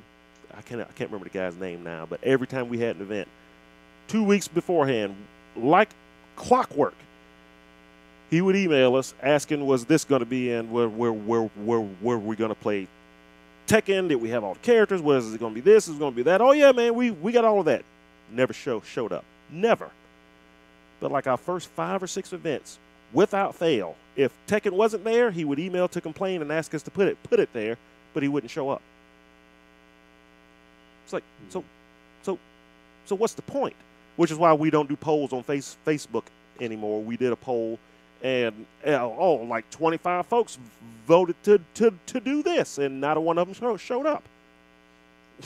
It's like, so why do I care? Maybe when you had the store running, you could have an in-store poll. So it's like you had to show up at the store. Well, yeah, back when some folks had to do was cross the freaking street, but don't even get me started on that either. So yeah, overall, AE gets the thumbs up. Netcode, I forgot to say that. Oh well, yeah. I know that was your big deal. Yes. I want to tell you the results. Mm-hmm. So, same results. The method I use a PC. A PC was used, GTX 970, whatever, just computer specs that can run Super 5, so just right. Keep it super.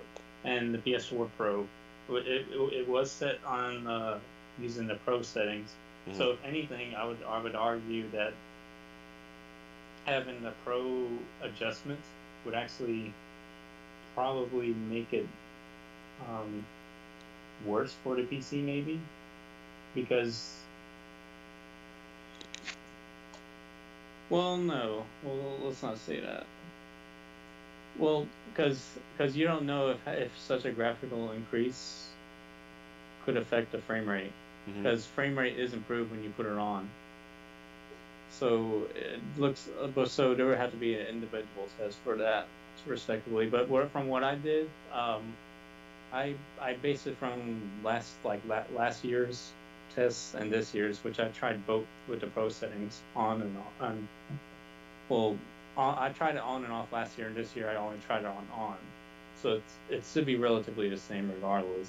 But anyways, off to the test. The results, absolutely the same. Nothing has changed with the netcode. Yeah, I figured as much. Yeah, start button still induces rollback, and what else? And the one-sided rollback problem still exists, yeah. So the background offsets, some graphic effects, particles, whatever, animations, like there's like a little discrepancy when you're doing like certain motions. So it's still there. So with that said, that was like my big no-no from there, and that kind of affects my thought of Arcane Distance as a personal bias, but.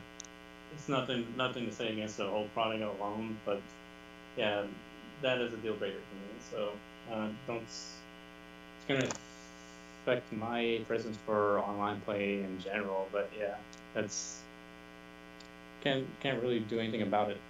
So well, something could be done about it. You implement GDPR like American companies, but Japan doesn't do that. I know there's a tendency where like Japanese games tend to have bad netcode, or it's not. I don't want to say bad netcode, but they don't really take full advantage of what netcode options are out there. Well, mainly GDPO, for example, but they'll have great games. America's, some people can complain about like general animations, whatever. It's still their own thing. So. Some people may complain about the gameplay aspects, but if there's like one thing you can't really argue is like their netcode. Injustice 2 netcode, late Mortal Kombat X netcode, when XL came around, use GDPO, spot on. Like it's not directly GDPO derived like it's not true GPO. It's like based on their own tool sets or whatever. Like they had they had their fair share of knowledge to get it down. So it's relatively close. You know? So that game, those games, Skullgirls, Killer Instinct, yeah, they nail it on online. And it's no most notably in America, but Japan doesn't do that for some reason. So this is my little complaint there. Yeah. Yeah, when as soon as it came out, I tried it online. It's like, oh yeah, this feels exactly the same. So I kind of figured that's what was going to happen. Yeah. But yeah. So that's Street Fighter Five AE. Overall good. Netco's exactly the same, but otherwise, good effort on Capcom's part. I think is the gist of what we want to say about that, right? Yeah. Yeah. It's a recommendable game, man. Yeah. Cool to say, like, Oh yeah. it can't go wrong with like saying it to someone else. Yeah. Especially if you buy that disc and you get all the characters that came before, you know, it's kind of a no-brainer. Yeah. Okay. So obviously something else came out since last time we did this. Oh yes. It's a little game based on some Japanese cartoon called Dragon Balls or something. Yes. Dragon. I think so. So Dragon Ball Fighter Z. Is it that what it's called? Something like that. Yeah. I don't think so. Yeah, something along those lines. Something about dragons and testicles. I can't tell. Anyhow, some people call it Dragon Ball Fighters. Yeah. Without the Z. Yeah, but so I mean, obviously the show's called Dragon Ball Z, so obviously it's Dragon Ball Fighter Z. I mean, obviously, right? Yes, obviously. So yeah, I think I stick with calling it the way you say it too, Fighter Z. But for some reason the devs say it's supposed to be called Fighters. But, yeah. Yeah, but I don't. I think I'm gonna have a tendency to call it Fighter Z more. Mm-hmm. I just think it sounds a bit. I mean, the Z's capital, so it's like I don't know. I just feel like it kind of stands out. Yeah. You know, why would I not say it? You know.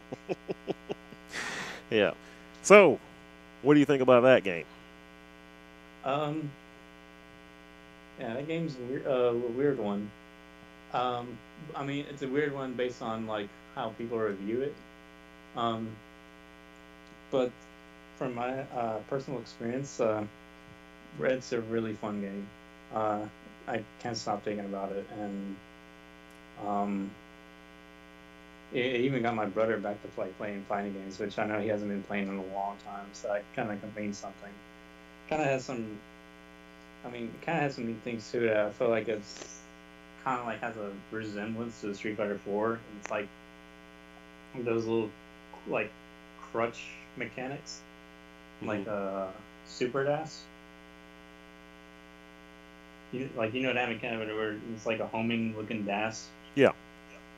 Yeah, so I mean, it's like one of the early, really strong mechanics like people would use and all. Oh yeah. I mean, I kind of treat it as like Focus Attack in 4, and that it's kind of like a crutch, and it's so good in that way. That I mean, it has some sort of satisfaction factor when you use it. So for like early players and stuff, you know, get in and just mess around stuff, it feels like they actually can get stuff going with those kind of mechanics, right? I mean, I'm just going by how it feels for like, you know, someone entering this like fighting games may feel when they try to play someone, and just get a feel if they feel they're in control.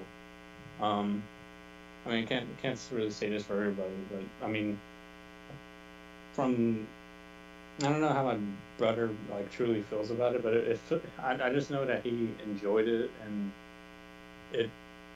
I would imagine that it's stuff like that and other things that the game that it feels really good to use, and it feels strong to the point that it feels like you kind of have an idea how you're approaching the game. But then from there forth, it's just, you know, you just want to know how to actually counter it, and you know, and whatnot. So you just try to step up from there. So it's kind of like all these like neat little variables to step up and like have like differentiated levels per player, I guess. So there's more of that kind of like well, it's different from like certain games. So like it's actually like most games. Like I'd say Injustice and Street Fighter Five, for example. There's like Street Fighter Five, for example, doesn't really have many like immediate crutch things handed out to you. The like V trigger, I know is supposed to be the crutch thing that the game has, so you like comeback potential Hmm. with it, but it's like you would have to know directly how to use it. But if you're like someone trying to get used to the game and all, like you're probably not going to really utilize it as well. You're just going to probably press it, for example, like if you were Ken's V trigger one, right? You just do it and you just run forth, and some people may even just master DP and you get hit from it. And they're not going to really know what's good about it after Right. some time until they actually watch some matches and all that and find uses. But it's like some people want like the early satisfaction results. I didn't feel like Street Fighter Five kind of had that because there was kind of like I felt like there was like what's the word for it? Well, let's say like there's like I feel like there was like a path that Street Fighter Five was trying to go for where they didn't like want to have like they didn't want to favor massing people that like mass stuff, so they have like cross counters for that. They removed DPs over time, like the invincibility on meterless ones. I mean, you know, kind of uh, uh, those kind of like thoughts. Like they're not really. They're kind of like against like a new approach to a game, I suppose. I mean, it's not going to matter when you play a new player versus a new player, but it's like you'll definitely tell from a new player from someone that might have played the game for like 3 days and they have no fighting game experience in the past at all time. Like I feel like there's going to be a really heavy gap at the early levels. In this game, it feels like the early levels are kind of scrunched because there's a lot of like mechanics in the game that's like really good to the point that like getting to the point where you counter it may take time in itself. But it's like if you want to feel like you know how to utilize things to get things going, like the mechanics is universal for most of the cast, so it's like you'll be able to do okay with it. Um, Outside of that, yeah, the gameplay is really fun. I have you played it? Yes. I was gonna ask what was your team at the moment. I hadn't had a whole lot of time to play it, and I pretty much stuck with the beta team I had of Adult Gohan, Kid Buu, and Vegeta. That is a 16. That is a It's 16. it's pretty good, yeah. Yes, that was a really good Now, team. my first It's experience with the game was basically the night it came out, and staying up and playing the game for 10 hours straight, trying to unlock Android 21 for the tournament the next day, just in case anybody wanted to use her. And of course, it turned out she was banned anyway, so whatever. really he was bad. Yeah, because there was just no way he could get her unlocked on enough consoles before. Because the game came out that Friday, and the tournament was the next morning, and you got to play through 3 whole story modes in order to unlock Locker. Yeah. Of course, also it turned out too, if you bought the what was it, if you bought the season pass with it, you could get a code to unlock her instantly, which I wish I'd have known about. Oh, you didn't get the season pass thing? No, I did. Oh, you did? Got 2 of them, yeah, but I didn't Oh. know about the being able to unlock her if you had it instantly, Yeah, that would have helped. without Yeah, having that to play that through the story mode. And Yeah. apparently your Ken is ugly. Um, My Ken's ugly. yeah, according to Demon King on chat. Well, he's not wrong. Ken's face is ugly. This is true. Oh, Um, yeah. Oh, But maybe it is. It's but probably anyway, rusty now. so I didn't even really get a chance to play the game for enjoyment until 2 weeks after it came out. It was a Sunday. I finally got sat down and played the game. So played like the offline modes and training and stuff like that. And say, yeah, this game is really fun. And then I went online. So how's your online experience been with it? Okay. Yeah, that was gonna be the thing I wanted to talk about. Yeah, that's the thing I want to talk about. Man, what's the word? I think a great word for this would be disgrace. It's okay. So it's not just me. Yeah, it is pretty much everybody. It's As far as horrible. yeah, Horrible. I sat in front of that TV for 4 hours, and I think I played 3 matches in 4 hours. I literally haven't played the game since because I just didn't want to. It's like, what's the point? I can't do anything. I could barely go into the daggum arcade mode without getting kicked out of the lobby system. yeah. Which for some reason it always wants to throw me into Brazil whenever I start the game up. Did you get a Brazil key or something? No. No. So now this only happens on my account. So whenever I played it on my account, I had to get used to whatever room it started me out in. I'd have to immediately leave Brazil and go to U.S. East Coast 1, 2, or 3. Is this PC or PS4? PS4. Okay, that's weird. So now PC players do have that kind of problem. It actually turns out there's something really stupid going on with in that it gets you the lobby automation directory which lobby you go to from where you download it. I downloaded it from Mobile, Alabama. Well, I mean, it's not even that. Like, I'm not sure how it works for the PS4, but for PC, apparently there's like download servers you can go to, and like someone from like Europe had like a server downloaded like somewhere else for some reason, and this guy was like getting nowhere, like in terms of like in terms of satisfaction and finding like the right like. Well, I mean, he probably could go to a different lobby, but like for some reason he always had these lobby troubles with like automated problems and all that.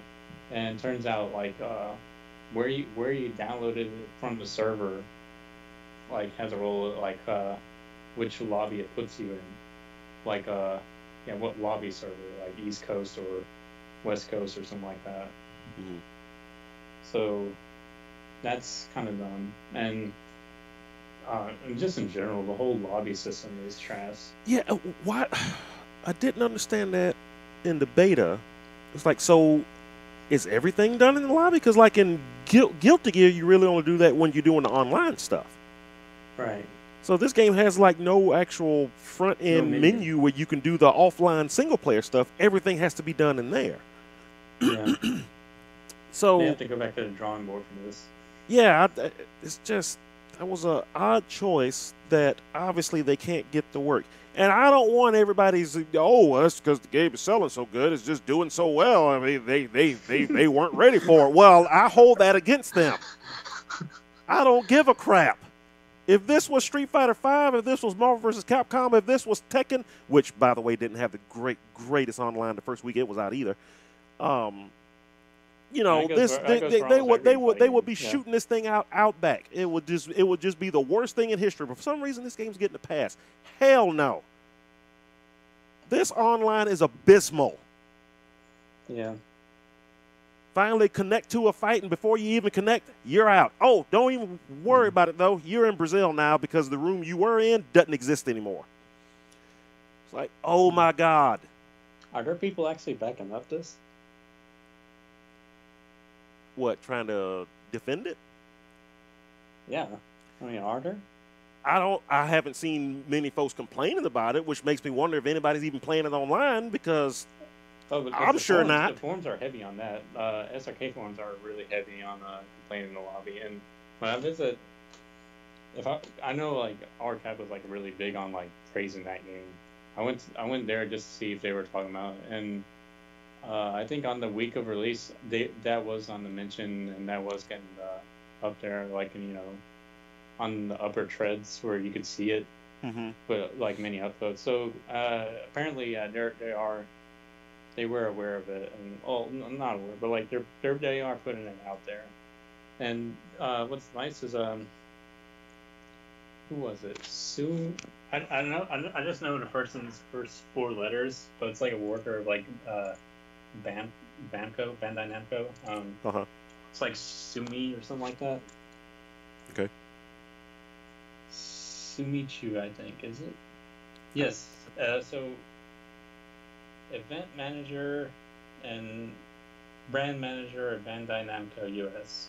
So this person was collecting like feedback from people from Twitter, and yeah, I kind of made like a big compilation of it. And yes, I included the lobby stuff, the how it's not intuitive, like counterintuitive for like what we wouldn't even do for offline mode too as well. Like going to the game, then all of a sudden you have to have like run the lobby just to go to local, like do local multiplayer or something like that. Yeah, it's like I mean, we just want to get to what we need to do fast, right? We don't really want to like go. I don't want to have to run to the top right corner when I'm playing somebody I'm sitting right next to. It should be like single player or the multiplayer, player one, player two, go. Yeah, I mean there is a teleport button where it's like you click and then you get like a menu and you and then you go to what you want. But why isn't it there from the first place? By then, there's like that should be. Here's an idea: take the teleport out, put all the offline stuff on a front screen. Yeah, exactly. Like every other game you've made, except for this one for some reason. Yeah, like I think the moment you get into the lobby, like that menu should be the first thing you see. Yes. Like, and then maybe you hit back or something, or hit whatever. Then you go to the lobby and walk around, whatever. Then you press start and you go back to this menu. Yeah, because it's not like there's anything it's not like you're, I mean, I guess, I was just about to say, it's not like you're doing any interactions, but I mean, you got the stickers and the whatever that you can put over your head and stand in front of somebody who's not paying any attention to what you're doing, because they're probably playing the game. Yeah. So it's like, what's the point? What's the point of this? But no, seriously, after that weekend, I've seriously not played the game again since. That I was just so disgusted with how horrible the online was. I wanted to actually play through the story mode and enjoy it, because the story mode is actually really cool. All the stuff, all the different conversations you can have that I had to skip because once again I was trying to hurry up through it just to unlock Android 21. So I wanted to sit down and enjoy story mode, and I did. I played it for like an hour. And then I was like, okay, let's go online and play some folks. And that's when my enjoyment of the game just fell to the floor. I just did not want to play it again, and I haven't since. Yeah, it's not very user friendly. No, for sure. Like I even tried to do the ring matches because I read that that folks were having a little more luck with that. So I even tried to do the ring. They have like ring only servers or ring first servers or whatever. So I started going to those and would get kicked out of those within a minute or two. Yeah. It's like, what the hell? And I wasn't sure if it was just me or if it was more than me having this issue. But like I said, 4 matches in 2 hours is horrible. It's definitely a grand majority of the people that experience it. It's not just you. Now, as far as like net play goes, I mean, I still have to give my input because I also never touched I never really touched online play yet. I just went through the lobby rounds and just seen what everyone's going through. Mm-hmm. And yeah, it's a disaster for the most part. But as far as net play goes, I think some PC people have a better success rates for getting their games, I think, in terms of like net play. But like everything else, like matchmaking and all is the same, but I'm pretty sure it's much worse on the PS4 likely. But yeah, PC used to also have that problem where like the servers were all filled up, so it's like you couldn't really get anywhere but a lobby some of the time. Yeah. I mean now it's more open because of that 80% drop. Oh yeah. That happened. Yeah. So. Yeah. I which don't know if that's you know something you is. want to talk about or not, though. If you want to talk about it after this, or if you want Oh, to talk I was going now. to bring that up, but that was going to be down the line. But yeah. Okay. I might jump back on. I'm waiting for a patch to come out because I really do want to play it. I'll eventually get on and play through story mode and everything, and Yeah, the arcade game. mode and whatnot. Because I mean, the game itself is fun. There's no question about that. I mean, Yeah. anybody who's been waiting for a true Dragon Ball Z game, fighting, a true Dragon Ball Z traditional fighting game. This is what we've been waiting on, because really up until now, I think it arguably agreed that the best fighting game of all the Dragon Ball games so far was probably Budokai 3. Yeah, I would say that too. Yeah, As long as you don't mention any words of the PlayStation 1 Dragon Ball game. oh, I got some stories about that game. I don't even want to hear any sense of that game anymore. I watched secret code. I watched when Max was playing it when he was doing it on the stream when he was playing all the old games, and he got the final bout, and it just reminded me of how much me and my brother must have played that game, because I remembered every line of dialogue, even every line of Japanese when the characters would do their moves, what they would say, every background music, everything. I was like, man, we played the crap out of this game, and that game was horrible, just awful. But when we bought that game the day it came out, not the re-release that came out in 2000, what was that, 4 or something like that? I'm talking about the original release of it back in 1999. Yeah. And 98, 99, something like that. And nobody knew what Dragon Ball was yet because it wasn't playing on Cartoon Network. Dragon Ball Z hadn't started playing on Cartoon Network when that game originally came out. I remember going to the mall, buying it, and the guy kind of looking at us like, what the heck is this? And we were like, Dragon Ball, man? Oh, man, you don't even know. One day everybody's going to know what this cartoon is. It's the best cartoon ever. So, because we had already seen the whole series by that point. So we knew, who all the characters were and everything. And so skip ahead, 2000, must have been about 2002 or 3. This was before the re-release. It was 2002. It was. So Star Sailor on Cartoon Network. Everybody knows what it is now. I was working at Toys R Us, and I was talking to a customer, and he happened to bring that game up. Say, man, I wish I had that game. And I was like, oh yeah, I have that. I have it at home. It's like, he asked me, was it the Japanese version? I was like, no, it was when they released it over here, but nobody knew what the game was yet. He pulls out 2 $100 bills and slams it down on the counter. Tells me I can take those 2 bills if I brought him the game tomorrow, that next day. And I'm like, you really don't want the game though. Trust me, it's not that good. He really wanted it. I was like, no, you don't. You don't want that game. Trust me, man. It's a bad game. But yeah, that dude, he pulled a 2 $100 bills and slapped it right down in front of me. He was like, I want it. It's like, you got to be crazy. Have you not seen the game? The internet exists now. Go look it up. It's not good. But yeah, either way. But man, I loved it at the time. Yeah, so I'm looking at it now. This was a game. It was 3D. Mm-hmm. What did I play? Final Bout. I played a one that was really lately released, even when the PS2 was out.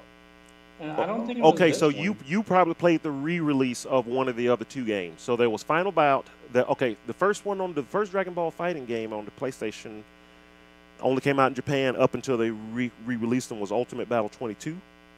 Yeah, that one. And then the next one was actually a pretty good game once you got used to the quirks of how the game itself worked. Was crap, what was it called? I can't remember the name of it. GG But Final Bout? Well, that was the third game. That was the last game that came out on PS1. There was a middle game though. It was cool because you could play in teams, but you controlled it. The controls were really weird. So up, move your character closer to your opponent, and down, move your character back. Is that what it was called? Legends? Yes, that's it. You could change out characters and stuff. But the coolest thing about that game, if you knew how the story played out, if you did events the way it played out in the anime, you would get special scenes and stuff that would only happen, like, let's say if you pulled in Android 16 and Cell killed Android 16, then you would get the cutscene where Gohan would go Super Saiyan 2.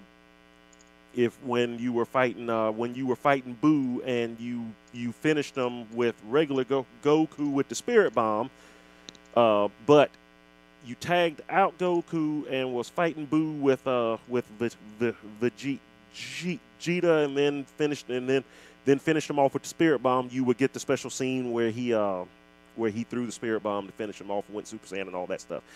That game was actually really cool, but it was very quirky. Like I said, it was weird. You had to get used to it, but once you did, it was actually really fun. And then it's like a wrestling game. Like a wrestling game. Well, I mean, I just get the feeling it would play like one. Like, you know, like for Royal Rumble and Raw on the Sega Genesis or something like that. No, it's really hard to explain. You'd have to play it to understand it, really. Because you can watch it, but you don't know how weird it was until you actually played it. Is it but like I said, once you Battle? Huh? Is it like Sonic Battle on Game Boy Advance or something? I never played Sonic Battle. Okay. Like I say, it was a team-based game, and the way it worked, you could control the way you had to move back and forth. It was weird. It was just a weird game, but it was actually pretty good. And then Final Bout, which again was a god-awful game. God-awful. But at the time, it was the only Dragon Ball game we had, so we found enjoyment in it. Okay. Yeah, that wasn't the one I played. I played Ultimate Battle, and I thought that was horrible. Yeah, Ultimate Battle's not very good. No. I just remember playing what is it? MIDI music, Microsoft MIDI music. Oh yeah. Yep. Jeez. Yep. And the graphics were kind of not good too, because they had these big, nice sprites and everything, but the way the backgrounds would kind of pseudo 3D, and it zoomed in and out, and the flight and yeah. Everything was all extremely pixelated. Yeah. To the point it was just hard to get an idea what was going on. Yeah. Yeah. I don't even want to look at it anymore. That was such a bad game. So don't. You can just stop. This is as bad as the Ninja Turtles Genesis game. Well, no, I'd say this is worse actually. I thought at least the Genesis Ninja Turtles one, I was able to muster a couple of hours in the game and try to find ways to bypass the opponent's true glitches and stuff. This game I didn't want to borrow that. The only thing I did was unlock some Ultimate Battle 22 secret thing, which was you do some button combination in the start screen and menu changes for some reason. I don't know what it did. Oh yeah, well you unlocked the other characters in the game, so then it changed the number to the total characters in the game. Okay. It was played that or something. 32, 33. I don't know. Nothing changed. The game still sucked. Oh yeah, no. Definitely, the game still sucked. Yeah. You just had more characters to use. Yeah, that didn't help at all. Yeah, but otherwise, Dragon Ball Fighters, fun game. For me, the horrible online experience just completely killed it. I just have absolutely no interest in that game until I hear that it's fixed. I don't care. Yeah, and that's a problem that needs to be fixed as soon as possible, because online is very important. Yeah, for because once you do all the offline stuff, that's really all that's left. If you don't have a lot of folks to play with, like me, I just sitting here doing work all the dang time. I don't really have I don't have friends that come over and play this game or anybody else that I can really play it with. So online is kind of the stuff I depend on at 5 in the morning before I go to work. And you know, if I'm fighting it for an hour to get one match, screw that. I'm just not dealing with it. So yeah, disappointing online, but otherwise, excellent game. Yep. Pretty much. Yep. The 80% drop, I'm pretty sure is associated with like it just happens for just about a good portion of fighting games, really. Right? Mm-hmm. No, I mean, thing is, it's such a big game to the point that something like that would happen. It's such a the label of Dragon Ball is like Bigelow, so. Well, yeah. I mean, obviously, that game was always going to do well. Mm-hmm. Just by being a Dragon Ball game, one, being a competent fighting game based on Dragon Ball, being made by who it was made by. Because obviously the chick that was the producer of the game and everybody else involved with it, they're obviously huge Dragon Ball fans. Huge. All the little stuff that they sprinkle in there is just so well done. Production value, you know, just the cell shading with the whole Guilty Gear type look, you know, like it looks like you're playing a cartoon and all that. It was just, I mean, it couldn't have been done any better.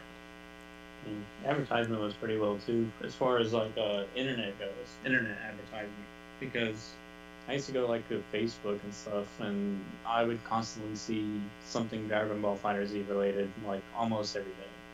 See, I never go to Facebook, so I never saw any advertisements. yeah, not in terms like the group, was like, you know, actual advertisements. So this pops up. Yeah, mainly from like GameSpot, I guess. I would sell it. Yeah. But TV, I didn't really see it, but then again, I haven't watched TV in a long time. Yeah, I don't have cable anymore, so I don't really watch any commercial TV at all. Everything's streaming now. Yeah. I mean, maybe they were focusing more on that. So I guess that's a smarter approach. Streaming is just, more people are getting into streaming than TV, or at the very least, I mean, Netflix and all that. Like, that's not the kind of stuff you probably see constant commercials on.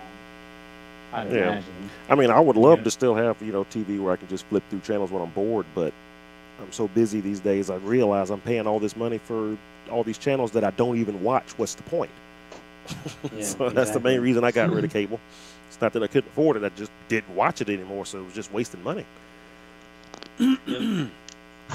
So, but, yeah, hopefully by the time we talk about this again, we'll be talking about the glorious patch that fixed the online and everything will be great. But until then, Dragon Ball gets a thumbs up, but I'm not playing it until they fix the online. It's like a very tilted thumbs up with like broken fingers on the ends, I guess. Because the online is so bad.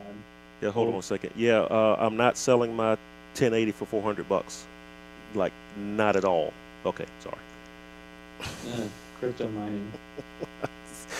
Yeah, I finally had somebody explain that crap to me. It's whatever. It's like, so these freaking cryptocurrency morons are the reasons I can't get a 1080 Ti. That's the main reason. You gotta be freaking kidding me. All these price changes, man. Because I was looking at the 970, like, man, I remember when I got the 970 at like $300 something, and I thought that was kind of like expensive for me. You know, I'm really picky with like money and stuff. So I want to look back. I saw the price, and that wowed me big time. It's like now like what, $400 something for a 970? Something, yeah. Yeah. I'm like, oh my god. Like, doesn't prices decrease over time with graphics card because of like new technology that keeps coming up?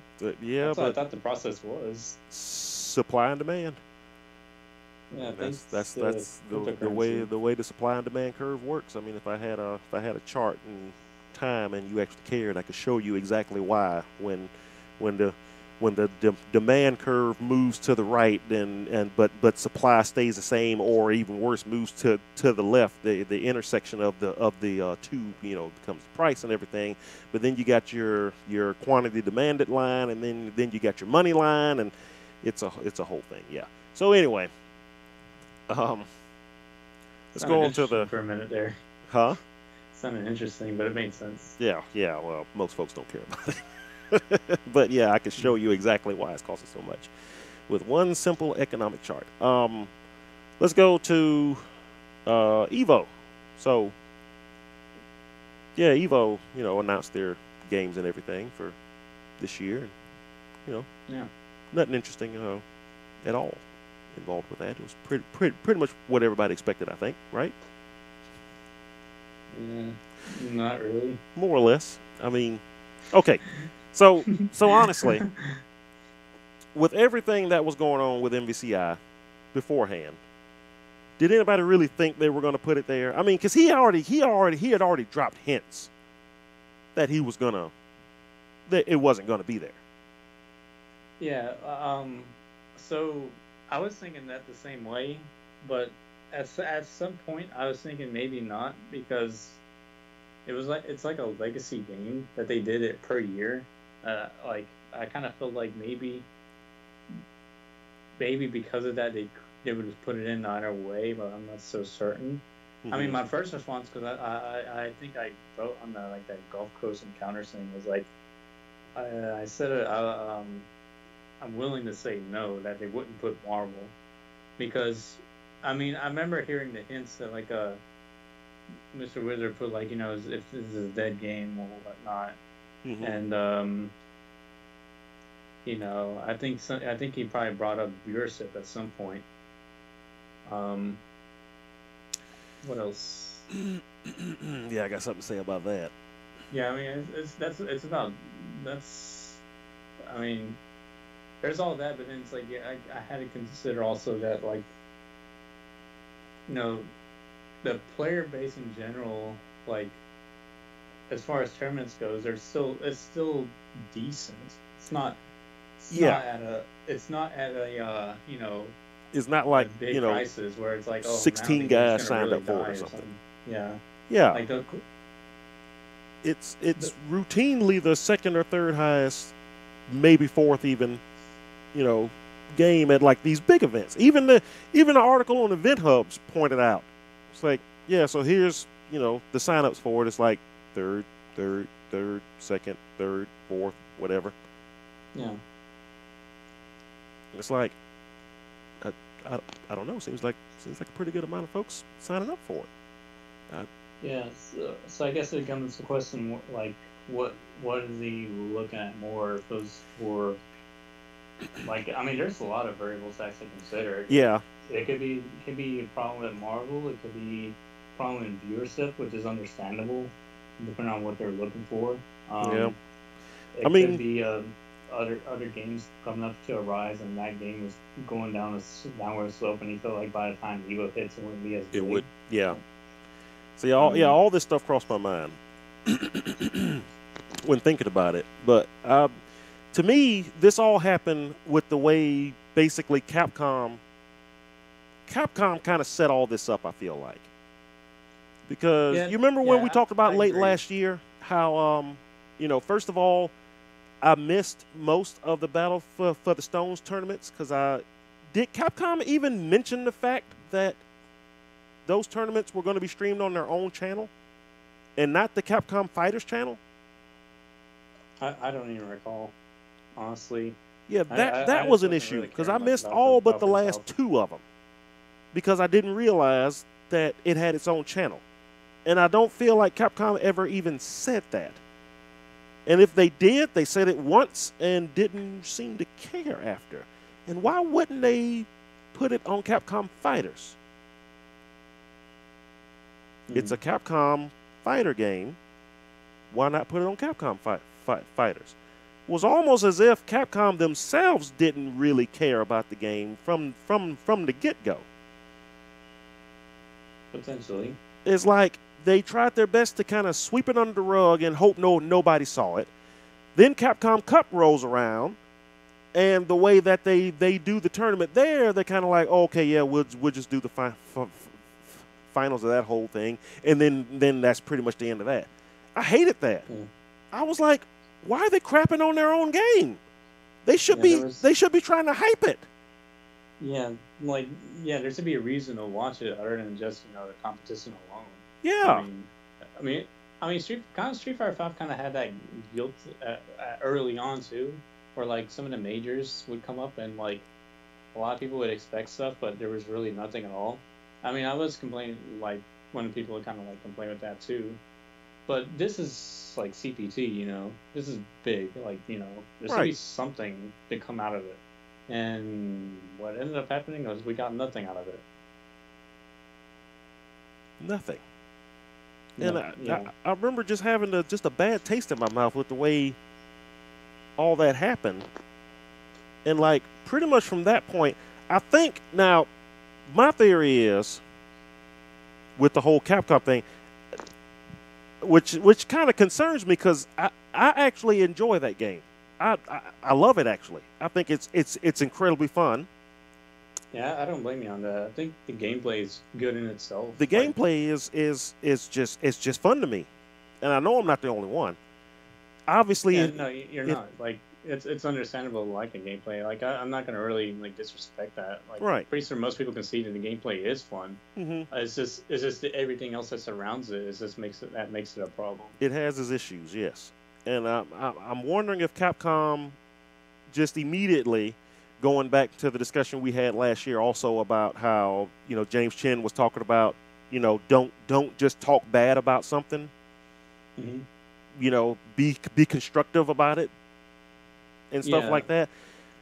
I'm thinking that around the launch of that game, Capcom had the same feeling, the way folks were just dogging it. Because, I mean, let's be honest, the game was ugly. It was. Wasn't no two ways about it. The two main things it had going against it, coming out the gate, it was ugly. Yep. It didn't have the most interesting cast. Yeah. The music was awful. The music I can do with or without. I'm not a big audiophile, so I don't really care. But I understand where folks are coming from on that. It wasn't exactly the most pulse-pounding soundtrack ever. But then again, don't forget, folks hated the soundtrack of MVC2. Oh, it's considered classic now, but at the time, everybody hated it. At the time, it sounded. I'm pretty sure everybody hated it. Yeah, I would agree with you that. What is this soft jazz bullshit? It's like it just didn't feel right.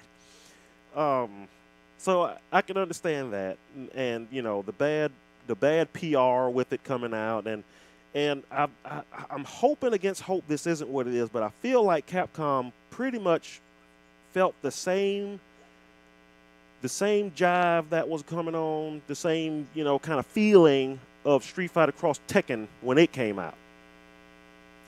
Kind of similar. If you actually played it, it's actually really fun, but yeah. Mm-hmm. Then we found out all the characters were already on the disc, and then all hell broke loose, Yeah. And like that game was never really able to recover from gyms. Yeah. Oh, and then not showing the gyms to 2 weeks before the game comes out. And you're like, oh, you're thinking, oh, well, of course you'll be able to turn it off. It'll be fine. Oh no, it's baked into the game. Yeah, and then there's like play-to-win gyms too on top of it. Yeah. So you couldn't do anything about it for online play, so that already kind of hurts their online player base. So it's like, fun times. So I'm afraid Capcom doesn't want another one of those on their hands, and I'm afraid they've already basically just kicked that thing out of the airplane, and they're flying along with Street Fighter V AE and Monster Hunter and all the other stuff that's working out good, and they were just like, okay, this thing's already done. And I'm hoping that's not what happened, because at least Street Fighter Cross Tekken got a patch that fixed it, but of course it didn't really help that game. It was too late. And I'm hoping the silence with this game is Capcom is actually working on something to fix it. With the Fox deal, which, by the way, the whole Fox deal with Disney did not stop them from putting other Marvel characters in the game. That was a Marvel decision. It wasn't like a licensing. They have the rights to put any character they want in any game. that was more of a internal thing where they just didn't want to do it. Plus, I think also in Marvel and Disney's eyes, this game was nothing more than an advertisement for the MCU films. I always had the feeling that once Black Panther and Infinity War comes out, they don't care about the game anymore at all. But I think also what happened was just all the bad press about it. Just you couldn't find an article, somebody writing about the game, reviewing it, talking about it, that was anything but why this game sucks and why nobody wants to play it. And I know Disney doesn't play that. It's like if something's just bad press, they're just going to leave it alone. So I feel like they walked away. I feel like they walked away a long time ago and was probably like, Capcom, you can do whatever you want with this piece of crap now. No, we don't want anything else to do with it. Capcom sitting back and thinking, well, what do we do now? We have a game that everybody hates. Do we try to fix it, or do we just concentrate everything on the game that everybody's playing now? Street Fighter 5. I hope that's not what they're doing. I hope they give it a chance. I hope against hope that. But yeah, I hope next week or next few weeks or even next few months they come out with just huge news. Hey, look, before Infinity War comes out, here's the X-Men pack or whatever, something. Because I really don't want that game to just go to obscurity. Because I really enjoy it. But going back again to what James Chen said, I'm afraid this may be the last Marvel vs. Capcom we get. Period. I don't know about that. Now I would say it's gonna be or at least for a long time. Yeah, because probably look at a past bit MVC2 probably when that game probably was on the same boat probably, whether the good players back then know it or not. They gotta consider the product as a whole, right? So yeah, we didn't have any MVC3 in a long time after that, right? So it was 10 years? 10 years, yep. Probably longer, because I think it was 1999, right? Yeah, that's when it came out. And MVC3 must have come out around 2010, I think. I think so. So it was 11 years, probably. So, I mean, if something like this were to happen, it is still a big problem. Because nobody wants a long wait for, especially if they're dedicated Marvel players, right? Yeah. It's kind of a kick in the face in that case. I mean, that's why I kind of feel bad for some Marvel people. I actually met up with Eric at Eric Negin. Who was it? I mean, it's Eric, but he was the one that came up to 1 year tournaments for MVC3, right? Oh, the young kid. Yeah. Yeah, Nguyen. I called him the young Marvel god. It's pronounced Nguyen. Yeah. Eric Nguyen. Yeah. Not Negin. Yeah. Nagayan. Yeah. Yeah. Nguyen. Yeah. Anyway. Anyways, yeah, apparently he plays Infinite, and yeah, it's with this going on, I kind of feel bad because I know there's a lot of people out there that just love it, trash the game and all, right? I mean, I kind of hate the fact people. I mean, I get how it's funny. I mean, I even laugh too at the Marvel jokes that's going on and all. But, if it's if it's ever a tournament based complaint, to complain about people that actually enjoy it, if it's souring on people who actually enjoy the game, then I kind of have a little problem with that. Because this, for example, he's a notable Marvel player, right? So if this game goes downhill, then it's whatever talent that person had, right? It's kind of goes to waste, right? Yeah. Just useless. So it's I kind of feel really bad about that. So, it's just the one thing I kind of hate. So I agree with you with that, where it's kind of hate baseless hate. and I get the whole like common trend that people do for it. And I mean, in some sense, Capcom does deserve the hate too.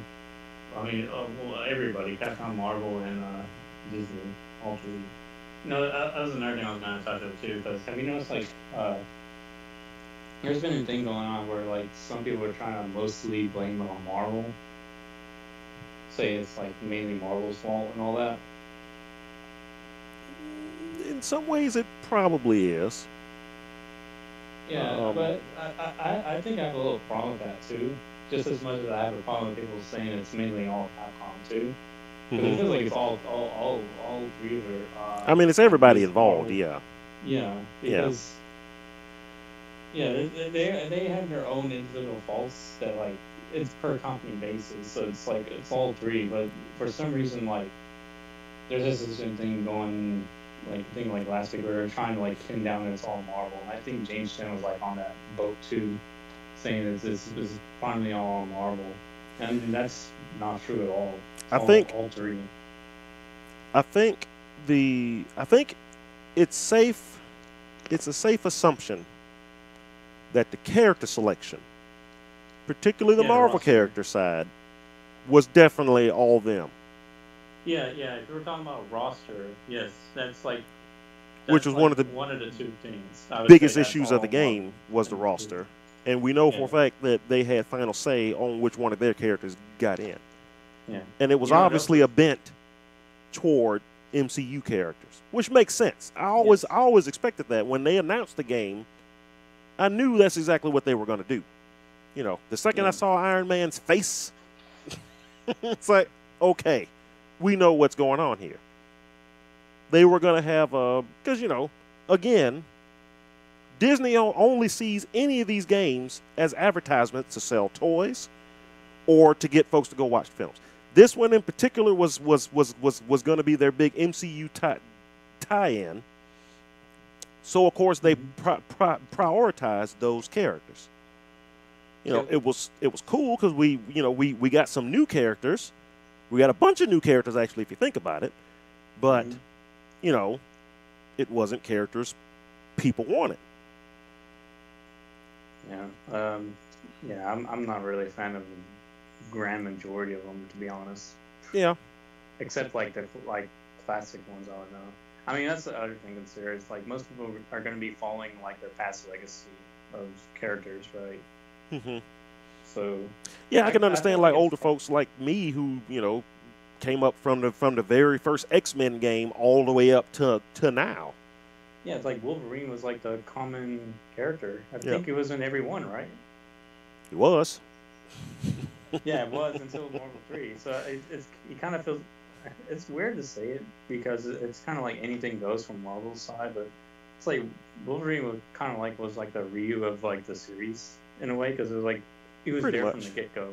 And it's funny, it's like some people are trying to say no, like even on the forums they say the people that are like notable for Marvel is like, you know, it's Cable, Sentinel, Storm, but that's talking about MVC2. Yeah, I'm about to say these are young guys who their first introduction to any of this was MVC2. Yeah, exactly. If you say Cable was Cable's a staple. He was in one game. He was in one game. What are you talking about? Exactly. Sentinel has more of an argument. He was in 2. Technically 3 if you count his assist in MVC1. Yeah. So yeah, he was assistant in MVC1, I think. 1, yeah. And he had his own game, like the Marvel only fighter game. I don't know what it was called. There were 2. There was X-Men. X-Men? Yeah, he was an X-Men. Children of the Atom, and then there was another. Nope. He wasn't in any other game besides MVC3. Oh yeah. He was only playable in X-Men Children of the Atom, and MVC2 and MVC3. Yeah. Yeah. Yeah. So I mean, yeah, him over Cable. Anybody that says that crap is an idiot or really young. I'll put it that way. I won't say they're idiots. They're just really young. Well, and yeah, they're probably just too focused on like the tournament scene than they are with the actual product itself. Yeah, I mean that's my concern. There's that too, but there's always going to be that though. It's kind of the issue. Yeah. You always get the diehard competitive guys who don't really want anything. If they sniff anything casual in it, oh, it's the worst thing ever.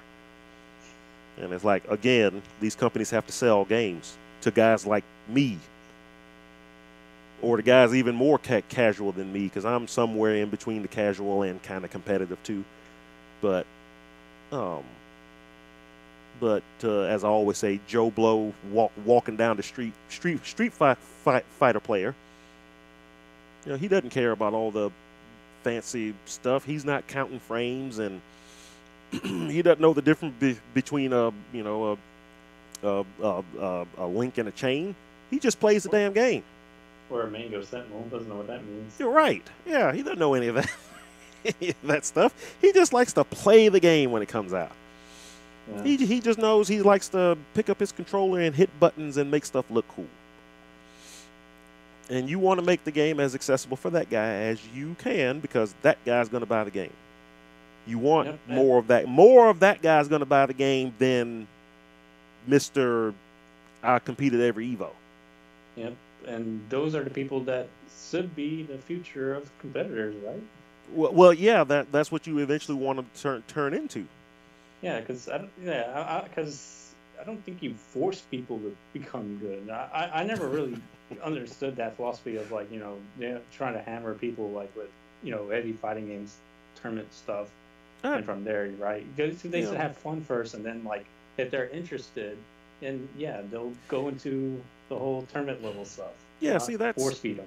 That's why I feel like, because when me and my brother got out of the competitive playing was around the time MVC2 was out, and we were in college and everything, and we just kind of fell out of gaming as a whole because we started concentrating on school. But I remember at the time the feeling when it stopped for some folks, it stopped being fun and started turning into more of a science. You know what I'm saying? And that's what it's like now. Like you, the way you talk about it now. This is the way you came up in the fighting games and everything. But the way you talk about it is not the same way I talk about it. You'll talk about stuff that everybody talks about now. Oh, you have to learn, the frames and advantage and all this, that, and the other. We used to just play the game. And to me, just playing a fighting game is just fun, and I feel this stuff out. Now, in my head, I know this stuff. I know what it is, but I don't study it like a science. I just kind of feel it out, and that because that's the way we learned how to do it back in the day, and that's how everybody back in the day learned it. Nobody knew what a frame was. Nobody knew what a hitbox was back then. We all just played the game, and we knew that this move had more priority than this move, so that's the move you want to do. Yeah. There was no frame advantage back then. It was all about priority. Yeah. Which, of course, that's all thanks to the internet. Yeah, exactly. We kind of went out of it as the internet age kind of came into it, and information was able to be spread and everything. There was no spreading of information back in Street Fighter 2 days. Everybody knew the same moves that everybody read in the Game Pro that came out last month. and even knowing about things like SRK website was like really, really hard to know. Yeah. Right? Yeah. I mean, I first knew about it like once I played Chimera in 2006 or 7 when people start plastering these SRK tags, and I thought it was like some clan name, like some typical clan from an FPS game. And like, wow, is there something y'all guys have in certain areas or something? It's like, no. Like, what's this website? Yeah, what's this SRK clan all about? What? No, it's a website. What? Yeah. Shoryuken? Oh, cool. Yeah. Back to when I was a little Alpha 3 Third Strike scrub. Yeah. It was nice because some people would be willing to teach and stuff, like, because it's, like, there's some people that'll just, like, quit in between and just say, good games because they're not learning anything because I'm such a bad player back then. Right. But there would be some people say, just wait on for a bit. I want to just show you stuff. That was nice. That was around for online play. So I thought that was kind of like that was kind of like a revolutionary thing for how online can shape how we think when we play. Whereas before it was just find out like you said, what was just the good attacks, what were the fast attacks, what were pretty consistent methods to approach the game, Yeah, stuff like that. yeah, That was just the foundation of how to approach the game, you know. yeah. Um, And see, that's still how I approach every fighting game now. mhm. Is it fun? And then I'll just play it and feel it out. You know, I'll Yeah, get my butt kicked and realize, okay, I can't do that anymore. Let me try this. Obviously, that's a long, hard way, but that's the way we learned, and that's still the yeah. way I enjoy it now. Even things like opposite selects, like this just wasn't even a thing you ever probably use at all. It wasn't even a word. Oh I no, bet. no, Yeah. mm-mm. Yeah, No, because that. I didn't hear about this until like what 2009 about the term option select. And when Mm-hmm. I saw it at first on like the Louisiana forums, because back then, well, that's where oh yeah, I want to talk about that for Dragon Ball, but I'll do it later. I guess. Louisiana forums, they showed like a video of like Zangief having like an option select already. Yeah. First thing I'm wondering is what is an option select? The second thing was, I'm surprised they were talking about this kind of stuff like now. And third is at the time, I just feel like as like an early player, you probably really shouldn't be like I don't know, be caring too much about like such broken stuff as more as you think like uh maybe the obvious like stuff is really isn't going to be that bad, or it's not really something you should care about. I think just having a general feel of the games is mm, will get you a long ways. I feel at first. And yeah, over time that is kind of true, like early on. But then once you start placing people that actually properly utilize it,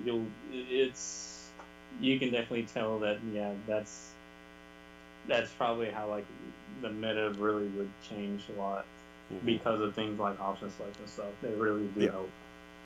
So in the past, you can't. It's hard to know that stuff. Yeah. Unless you happen to have an arcade where somebody knew that stuff and he taught everybody else in that arcade. Yeah, but most of the time, people just held their tech to themselves. Yeah. Yeah. I mean, we when we got old enough, we drive around to every arcade we can find around here because we got tired of beating everybody at our arcade. Hmm. You know, you'd hope when you get to a different arcade and there was like a lot of good players there that you see something that they were doing that you weren't doing, and you take it back home, and it's like, oh yeah, let me show you this, and it's like, whoa, it's like, yeah, I saw that, the guy in uh, uh, uh, Florida showed me that, and yeah, it was a different time. It's a time you young folks wouldn't understand. Nope, we wouldn't. When training mode used to cost a quarter and the training dummy was the best guy in the arcade. Yep, or the computer. Or the computer, yeah. But, Mhm. this was a time when folks were in the arcade. I mean, there was barely ever a time, even before we really even started playing Street Fighter 2. Because again, we didn't even care about Street Fighter 2 when it first came out. We'd walk right past it to go play Operation Wolf. But Oh wow, yeah, that's old. That's like a really old game yeah. by what But was it, Taito? but I mean, there was no, unless you got to the arcade maybe right when it first opened. But even then, there was no playing that game alone, and that everybody was always on it, always. So Mm. yeah. But getting back on topic, I guess. Um, with Infinite, I know, I'm hoping that Capcom has a plan for it, and they're not just gonna just drop it like a bad habit, which already seems like they kind of have. Yeah, I mean, I kind of feel like something was a setup. I don't know why. I think the reason why I was thinking that because have you seen F Champ's tweet? No. All of this said, he said something like, "Oh no, that's it," and big exclamation marks. Now you know how his personality is, right? It's kind of very similar to Sonic Fox's personality and Punk's, right? Mm-hmm. Only a little bit more feminine sounding, I guess. But I feel like that's a very odd, like that's a non-Filipino champ response. Mm-hmm. Because let me just put it this way: I think if there was something like that kind of message brought out, and he saw it, I don't think I would not expect him to say, "Oh no." I rather think that he would post something like, you know, why is Evo doing this? Let's put up like our pitchforks, right? Trying to say, say no to Evo, because that's like his main game, right? And I've seen him go through like those kind of things in like some other event. Mm-hmm. And he was like that. He was like kind of had that mentality against like even like who was it? That Florida player with the buttons. Stick. God, we know the guy. Full schedule. Yes, full schedule. You see how he acted like after some time after losing to him, and I was there. Yeah, how Golden Boy, how that Neo guy was trying to about 20 feet away. And they're trying to like cause a lot of trouble, like try to get him like, DQ'd or like, tell him you can't use that stick or try to Well, okay. put some bad press on him. To be fair, Filipino champ wasn't really the worst of it. It really started with what's his name? Neo. Yeah. It really started with him and another guy, the guy that he played before Neo. He beat him, and that was the guy that really kind of started, kind of under his breath, kind of telling everybody he's cheating. But then when he beat him, that's when it really got the ball rolling. Then later on that night, at the end of I guess it was top 64. Mm-hmm. We were at the table. We couldn't get close enough to be like right behind him, but we were there when he beat when he beat F Champ. And F Champ at the time wasn't saying anything. They actually talked after the match. And he didn't seem particularly upset. He was talking to him like everything was all right. It wasn't until the next morning when we woke up, because that was like 1 o'clock in the morning. Those pools were just going on forever, felt like. But we woke up the next morning, and I looked at Facebook, and all hell had broke loose. I was like, what happened? And that's when I saw all the stuff that was being said. But Derek had told me earlier that God, who was it? Wasn't Angelic. It was another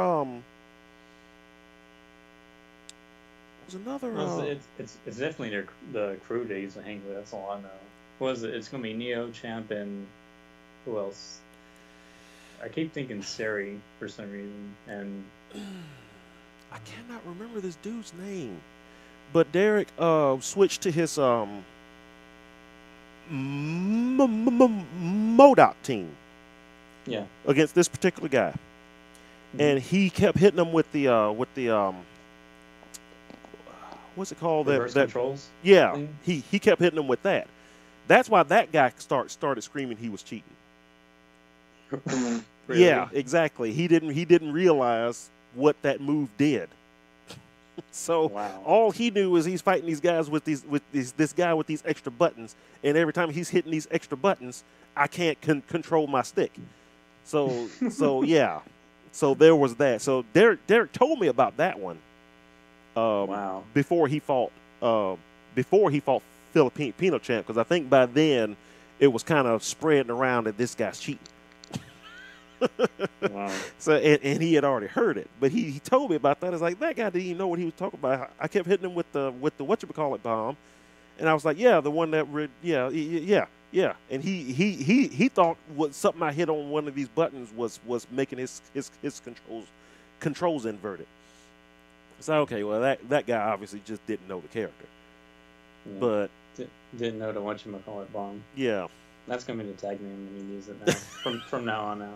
I keep wanting to say Smart Bomb. I know it's not Smart Bomb. It's Smart Bomb says Iron Man. Yeah, obviously.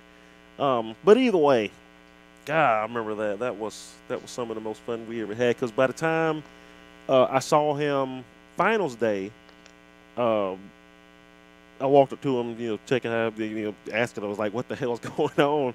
And I saw that the buttons were gone out of his stick.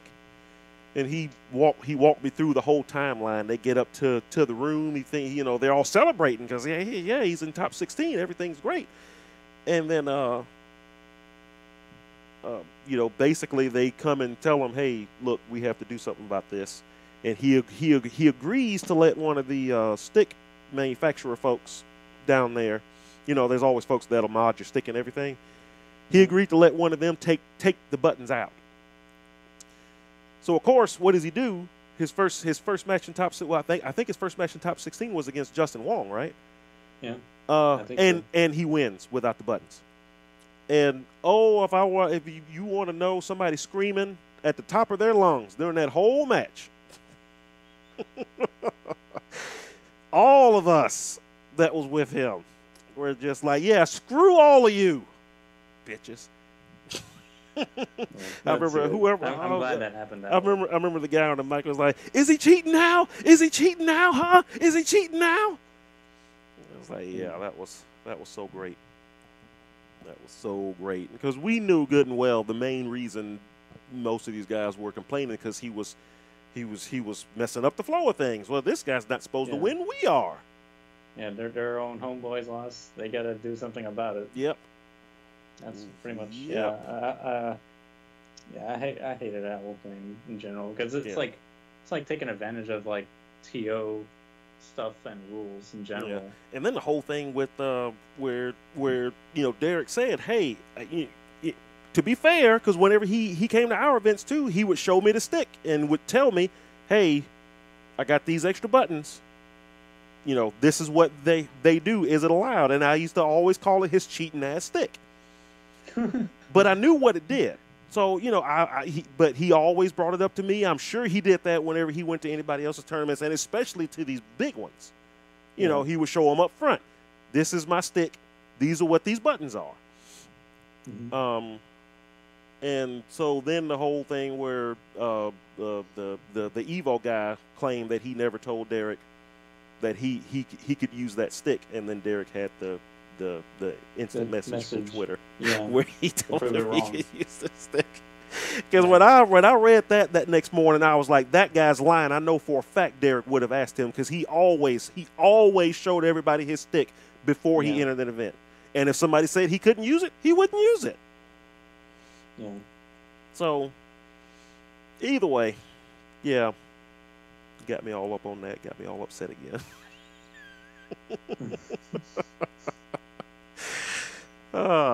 But yeah, what were we even talking about when we got on all that? Something Marvel related. Oh, F Champ.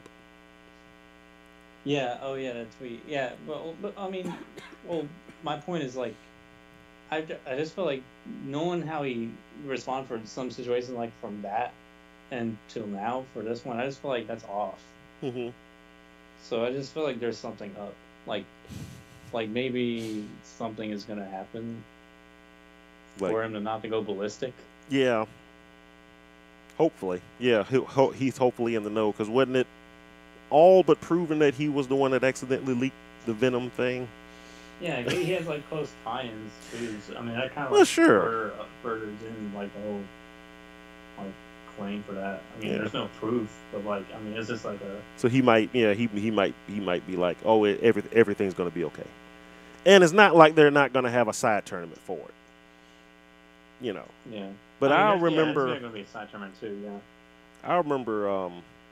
See, another reason I'm not that terribly surprised about it either, because don't forget they almost didn't let MVC3 in last year. Yeah, but I feel like the whole donation. Actually, they didn't put it in. It had to win that donation thing. Yeah, donation thing. Yeah, I felt that was kind of like guaranteed. It's just the only big trip was probably like what Hoken, I think. Yeah. Yeah, but I just feel like in the end of the day, like. Well, I don't know. That is tough. But, if Hoken was there, man, that would have been some trouble. That would have been some big trouble. Because I know how troubling it is to set it up. Oh God. Yeah. Oh God. That was a nightmare. That was a nightmare. Yeah. But I know some folks kind of hold umbrage to the fact that Smash 4 and Melee are going to be there. And it's Yeah. like, really? Are you really surprised about that too? All Like, business. 4 obviously, because basically 4 has overtaken it in signups now. Yep. But enough folks still play Melee where I can see it's a viable thing. Because I mean, really, it's almost 2 different camps now. Yeah. You got the folks Yep. who just won't let Melee go, and then you got everybody else that plays 4. But the folks I that guess. just won't let Melee go, there's still a lot of them, and it still gets a lot of views. And of course, you know, he's showing stuff on, you know, ESPN and everything now, so he probably does have a little more concern about ratings and everything. Mm-hmm. So let's look at the ratings for MVC3 last year. I guarantee you they weren't as high as any of the Smash stuff. And let's look at the ratings for what Capcom had did for MVCI. They didn't help that game out at all. If he just has to go on the ratings for the stuff that happened before, that even Capcom themselves put out, and the ratings were abysmal, then hell no, he's not going to put that game on. No. Yeah. You know, I mean, he's got a big business now to look after. And again, if he wants to stay on ESPN, he has to have as many viewers watching this stuff as he can. So, I mean, if viewership-wise, the numbers say more folks watch Injustice 2, more folks watch Guilty Gear than MVCI, then it's a choice I understand. Yeah. It's a bit, you know, he's got a business to run. He made a business choice there. So I got to go with the game I think is going to give me the most eyes at this point. Although I am concerned at something. What's that? I think the only thing that gave me a concern was the choice of putting BlazBlue cross tag battle in it. Yeah. I mean, I thought about it too also, but like, so from what I understand is, like I said before, at Infinite, they kind of already knew the result of what Infinite has became now. Right. And there's all these variables to consider for putting it to Evo, maybe to a downward slope, so it may be worse by the time that hits when Evo's around the corner. And there's all those kind of considerations, and maybe he felt more comfortable with putting cross-tag battle, the BlazBlue cross-tag battle in because it's new, I guess. It's new. Like, it's going to be the new hype thing. Yeah. So, I mean, he's just basically gambling because it's like a new game, so it's like just to see how it proceeds. Because I don't know how big the advertisement is for that game in general. I just know in the forums it's not talked about much. It's probably not. Yeah, I mean, it's it's a crossover game of a bunch of niche fighting games that's hoping to bring all those audiences into one, which it will. Mm-hmm. A niche anime series and a niche JR. Well, I don't even know if you can consider it a niche JRPG series or not, because Persona. I mean, that's kind of. It's kind of breakout. It's like on the border between niche and mainstream. Yeah. Yeah. It's probably still closer to niche though. I mean, it sells a lot. It's definitely got its fan base. But you go out and ask somebody if they know what Persona is versus if they know what Final Fantasy is, know what's going to happen. Yeah, they're going to know Final Fantasy for a fact. Right. So, but I can understand that, and also I think that's one of the main reasons Guilty Gear got in too, because of both that game coming out and Dragon Ball. ArcSys is just ArcSys is throwing it all in this year. They're like, this is going to be our year, and doggone it, they ain't right. They got this huge wave coming off of Dragon Ball Z, and they're dragging along everything else behind them on that wave, and it makes sense. Yeah. But Yeah, Cross Tag Battle. I was kind of surprised, and then I was like, well, no, I kind of understand. It'll be new. It'll be hype. They can show all kinds of DLC stuff, which they basically know a lot of the characters is going to be in it now, and there's going to be more announced by then anyway. Oh yeah, we didn't even have to address that. The 20 DLC cast. My bad. Yeah, so basically half the cast is coming out as DLC. Yeah. Yeah. And so, yeah, this is a sign of terrible PR. So well, how like people are complaining on Capcom with like how bad their communication are in PR, which they were. They probably still are for Marvel. I didn't Marvel's Capcom. I didn't even get to mention Marvel's bad part too. Marvel's PR was kind of bad too. They just silent way. Definitely. But you actually did say that they were just silent. Yeah. If something's bad, they just toss it away. You said that. So yeah. Well, I mean, look what they. I mean, they stuck behind Street Fighter, but for some reason, again, I feel like with the Street Fighter stuff that already happened before, with it feeling a whole lot like Street Fighter Cross Tekken before it's even coming out, and I know for a fact Disney does not like bad PR. Just any kind of bad vibe stuff at all. Like I guarantee you, Disney and Marvel just threw their hands up and turned around and walked away once all the crap started to roll downhill, and Capcom was just left there alone, and they're like, yeah, Capcom was probably like the only one that tried to do something, but to be honest, Capcom's PR was really terrible. Yeah, it directly and indirectly, and by indirectly I mean their pro players and whoever was getting the beta games early and trying to trying to help their game out. Those are the indirect PR. Yeah. But yeah, like Marvel, Disney, like you said, they took the silent route, which is no different from being a bad PR. Yeah. But back to like Arc System Works. Mm-hmm. Yeah, that was trouble when they revealed 20 DLC characters and did not give you any information about pricing. Now Japan did know some things about it prior, like in magazines and stuff. Mm-hmm. But as far as I know, that wasn't mainstream. Like even like some Japanese people were even pissed about that too. So that has to say something about it. So, but in U.S. it was much worse because we don't even have a price like release, like no information about how much is going to be for a game and how much the DLC is going to be. I believe the pricing for it just came out like yesterday or today, didn't it?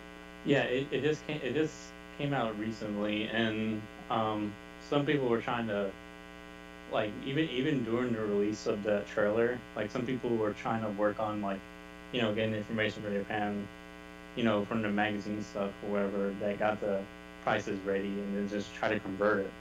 But you can't really rely on conversions too much times because Japan games are like pretty expensive over there compared to here. So yeah. Anyways, we got down to the prices that were released. And I think it was like what, $49? Is $50 for the base game. Yes. What did it say? Each DLC character, each DLC pack is $5. Mm-hmm. Or you can get which there'll be 6 total packs. So if you buy each pack separately, it'd be $30. Yep. Or you can get basically a season pass for $20. Yeah, which will bring basically the total price of the game up to $70. Or you can just pay the $70 up front for the deluxe edition of the game, which basically comes with the game and the season pass, which goes back to what I was saying. Why don't these companies just sell these games for what they actually want to up front? Because again, they're giving you the option and everything, but nobody wants to be the first company to come out and say, okay, look, I'll give you the finished game with all the characters and all this stuff. You won't have to download anything after the fact, but you're going to be paying $100 for it. Nobody wants to be the first company to do that, which is why we're stuck in this limbo we're in now of all these unfinished games coming out and then being spoon-fed the rest of it for money after. But I mean, pricing wise, that's not that bad considering what all's going to be in it. So it probably affects like the Well, see, yeah, your suggestion probably would really matter much for like the like the average player because I mean, if it comes out. They're not gonna really get into competitive stuff. Hmm. Competitive players are probably even well, competitive players is different because it really depends on what are you who are you looking at specifically from the competitive side? Are you looking at that California, New York, and Japan famous style players, or are you looking for the niche player bases like in the South or something, or other states that are just not really good for tournaments and has no like company based affiliation? Now if it's on the latter, they're going to probably be affected by like having little experience compared to those like in Cali, I would think, because the headquarters for doing beta testing or whatever would probably be right there. I mean, but this is going over competitive play over general audience player base, and in the long run, they probably would prefer the general player base more so. But I know some of the competitive players might complain about that. I would think in that aspect, they're gonna say, "Oh, these people have to play it really early," and because of this, they pulled a Tekken move, I guess, where game comes out really really late, but Korea and Japan get to play a lot of it Right. prior. Hmm. So, but it's like yeah, even Tekken's like kind of like still trying to release like some new DLC characters rather than just complete with a full game and then just update with a new title or something. You know, it's weird because I feel like Street Fighter 4 was like one of the last few fighting games that well maybe Blaze Blue probably is the last one at the moment. But like other games, like for example, Street Fighter 4 and Blaze Blue, like when new characters come out, they usually come out in like a new title. Like, Well, yeah, those were the last games you're saying, like where the idea of releasing it and then with the pre-idea that you were going to add stuff to it as it went along. yeah, you just buy the new version of the game. Right. That's it.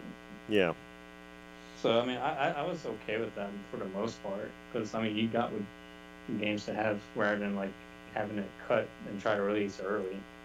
Kind of like the problem with like some like even like Marvel vs. Capcom Infinite, for example, like and Cross Tekken, like how they I kind of do hate how they like reveal DLC stuff like character like reveals really early even before the game's gonna come out. I mean, Injustice 2 kind of did that too with the whole pre-order bonus. Yeah. So, Yeah. But it's like if you had Injustice One, you kind of knew what they were going to do, and then and any Arc Sys fans has got to be ready for that. One of the main reasons I never really got into Guilty Gear because I felt like the couple times I almost bought the game, it's like, oh, then I got to buy all these DLC characters. Oh, wait, there's a new version of the game's coming out with all those DLC characters, but they already announced like 2 more DLC characters. I felt like I would never catch up to the game, which is why I didn't buy one until freaking this last one. Revelator 2. No. Blaze Or Blue. Revelator. Blaze Blue. What? Oh, Blaze Blue? Not Chrono Phantasma? Was that the last one? I thought it was Central Fiction. Central Fiction. That's why I never it? bought. I never bought a Blaze Blue game until Central Fiction came out, because I knew they had said it was going to be the last one. So I was like, okay, I can get this one, and even if they come out with DLC characters after that, I won't feel like I'm always trying to get caught up. Because that's what I always kind of had to feel. And it was like, how can they stand it? They're releasing like 6 characters every 6 months. What the heck? And then every time I felt like I might want to go ahead and jump in, well, there's a new version of the game coming out. I'll just wait for that one because it'll have all the old characters. But wait, there's going to be 8 more characters added to that game. Blame the arcade entertainment system. Because I think they just have like a market where it's like at the time they want like arcades to get the game exclusive early so that they can get some benefits from their coin operated machines or in business. I mean, yeah, so that makes sense. they have their spare time rather than consoles like inflating over after like a year. Yeah. I think. But I think they kind of stopped that since like sometime few years ago. It feels like I'm starting to notice now that the the time that the arcade released to console is like getting closer per year. It feels like, whereas before it was like, oh man, don't even get like with Under Nights, for example. Under Oh Night was like Lord. freaking 4 years, I think, or something like that, 3 or 4 years. Yeah. And Tekken's like on that same boat, kind of. Like Tekken gets like Tekken 6 vanilla. You gotta wait like 3 years or so for the full version, or 2 years, I think. Same thing for Tekken 7. You gotta Tekken wait 7. two Yeah. years or so till console release. Yep. You know. Yep. Yep. Yep. Yeah, I remember thinking Tekken 7 was never coming out. Yeah. Uh, Surprisingly, it still becomes a fun game, even on release. But I'm now starting to see like I'm starting now to feel that like that playing linear problem where it's like I feel like I'm playing or seeing the same things, where now it's like I feel like not much has changed. I'm getting in that moment now where it's like it's hard to find unique things. Like I know like some like tournament matches are fun to watch and all too, but I think some of the problems I had like with Tekken's coming back up again. mhm. Because I noticed like Street Fighter makes a lot of changes and stuff. Well, and that goes like with a couple of other games actually too. Maybe not so much like with Guilty Gear. I think Guilty Gear is the same. Like they try to make it really close to their original. But Street Fighter seems like they tend to make a good bit of changes. Because like make changes in the mechanics and how things work. They're pretty drastic. You know. Um, Tekken did. Well, I've seen Tekken now that I'm thinking about it. I feel like it's not really much different. I'm kind of wondering if that's a reason why like tournaments, like if that's a reason why it doesn't really get a bigger peak as it should, like after some time passes. Yeah, it'll be big early, Mhm. but I am concerned how the Tekken's going to be like after a year or so, right? I think we're going to probably see that like in a couple of months or so, or midway this year. See how tournament Tekken's going to do in terms of entries. Yeah, we'll see. They still got DLC characters and stuff to come out and everything, so They that still might keep up. didn't do anything with the legacy characters, like Yeah, I'm starting to wonder if they're just not gonna do it, or because they hadn't been mentioned. Of course, it's just the beginning of this year, and we still got Evo and some other stuff. Final round is the big Tekken tournament, so at least over here in America. So if there was going to be any big cool announcements, it will be there. I would hope. So let's hope for Jun Kazama. Ganryu. That's what I'm talking about. Oh, Ganryu over Jun Kazama? No, I would take June, but They're not going to do Jun. No, they're not going to do June. They do Ganryu before they do June. I think. I always say that's always the name I bring up whenever I talk to somebody about DLC in that game, because it's the last character anybody's thinking about bringing back. It's like, what? Him? Why? So I kind of like him, actually. At least you don't say like Dr. B or something like that. Oh, jeez, nah. I know a lot of folks want Lei. That's the name I hear most often. Really? It's like, where's Lei? Yeah. I don't know in your part of the woods who folks are wanting as far as older characters, but I hear Lei all the time. Oh no, I mean I said Dr. B. Mm-hmm. No, Dr. B, not Lei.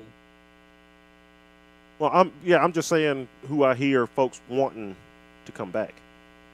Oh, well, like Lei Wulong, yeah, that's like the top notch, yeah. Mm-hmm. People are gonna want. Yeah, but yeah. Dr. Personally, I don't know Boscanovich. anyone that plays him, but it's like he's like a mainstay character. I just remember him always on like the right side of the Tekken 2 select screen all times. So it's like there from the beginning. Well, since Tekken 2, wasn't there in Tekken 1. He wasn't there in Tekken 1. Yeah, but Julia and Lacelle came first, then Julia. Yeah, I'm surprised they haven't showed up either. yeah.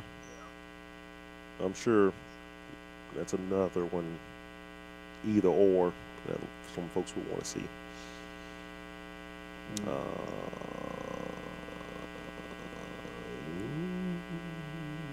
Who else isn't there? Like me personally, who I want to see come back? Well, June. Yeah, June will be the only one I want to see, but that's never gonna happen.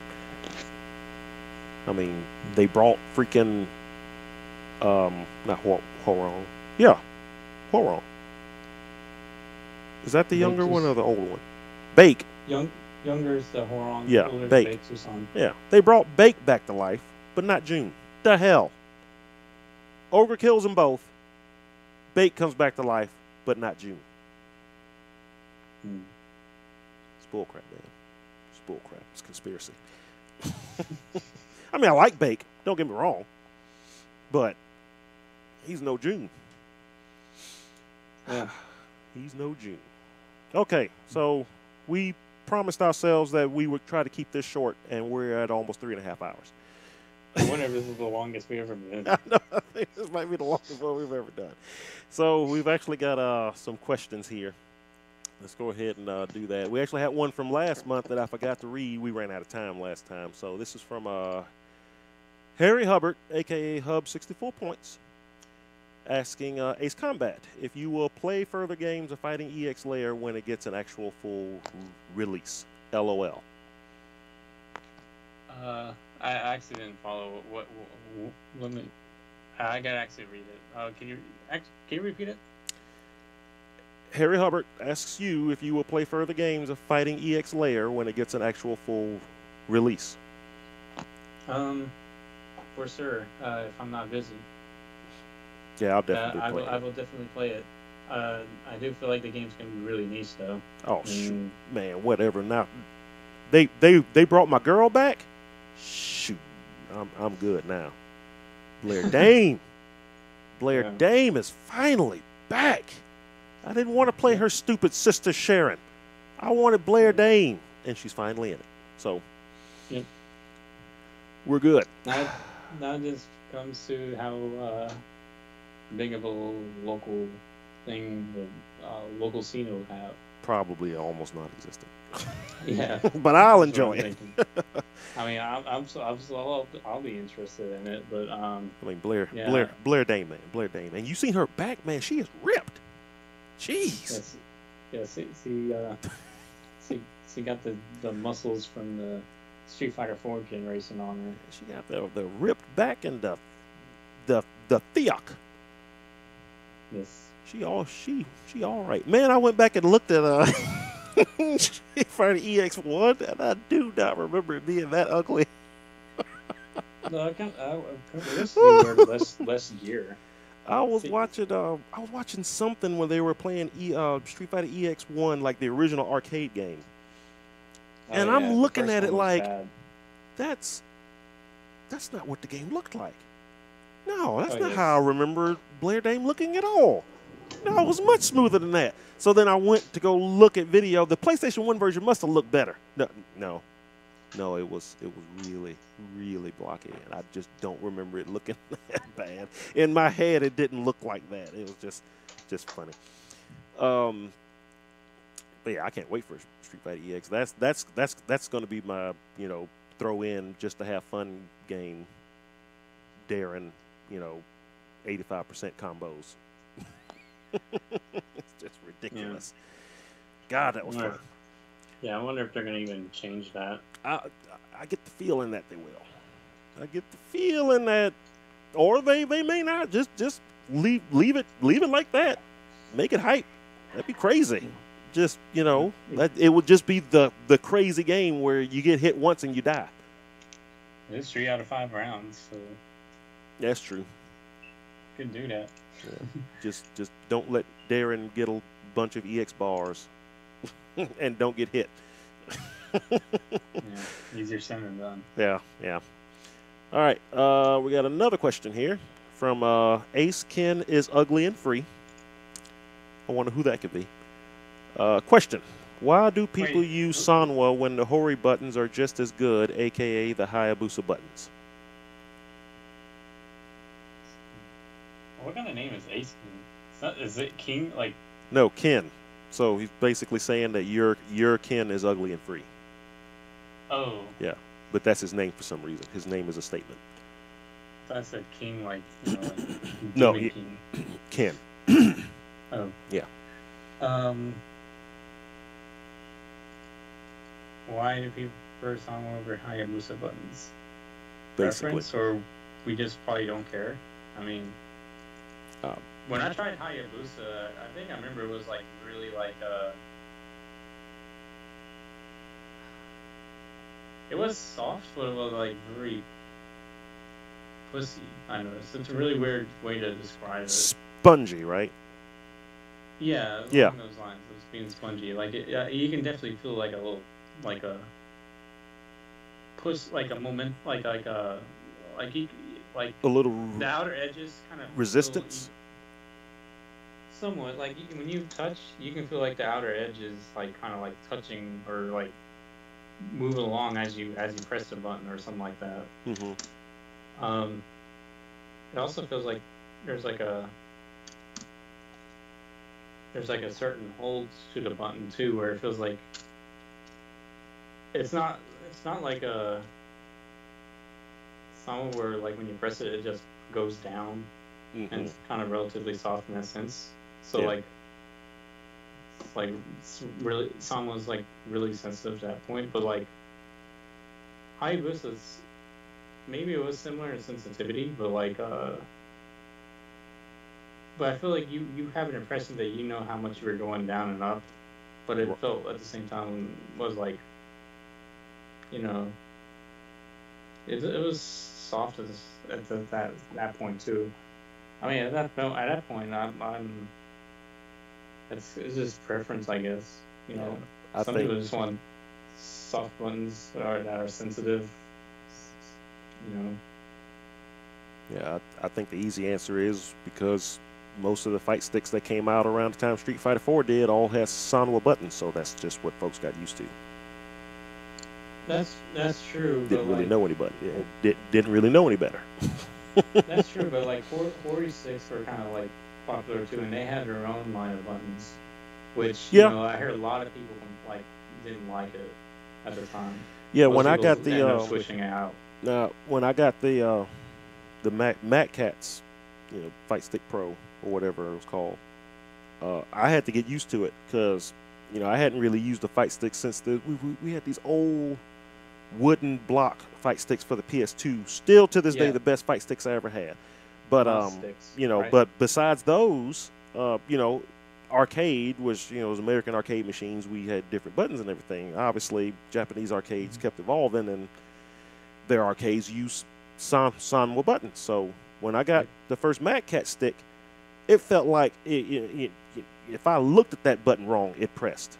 It was like I wasn't used to the instant of it.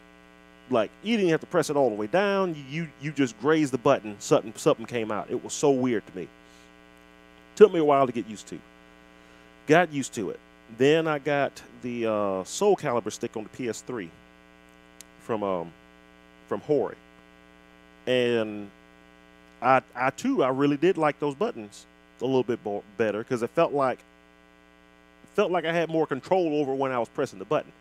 By that time, I was used to the Sanwa buttons, but there's definitely a difference there, and I definitely don't mind using a Hori stick or Hori buttons. I like the more spongy feel, the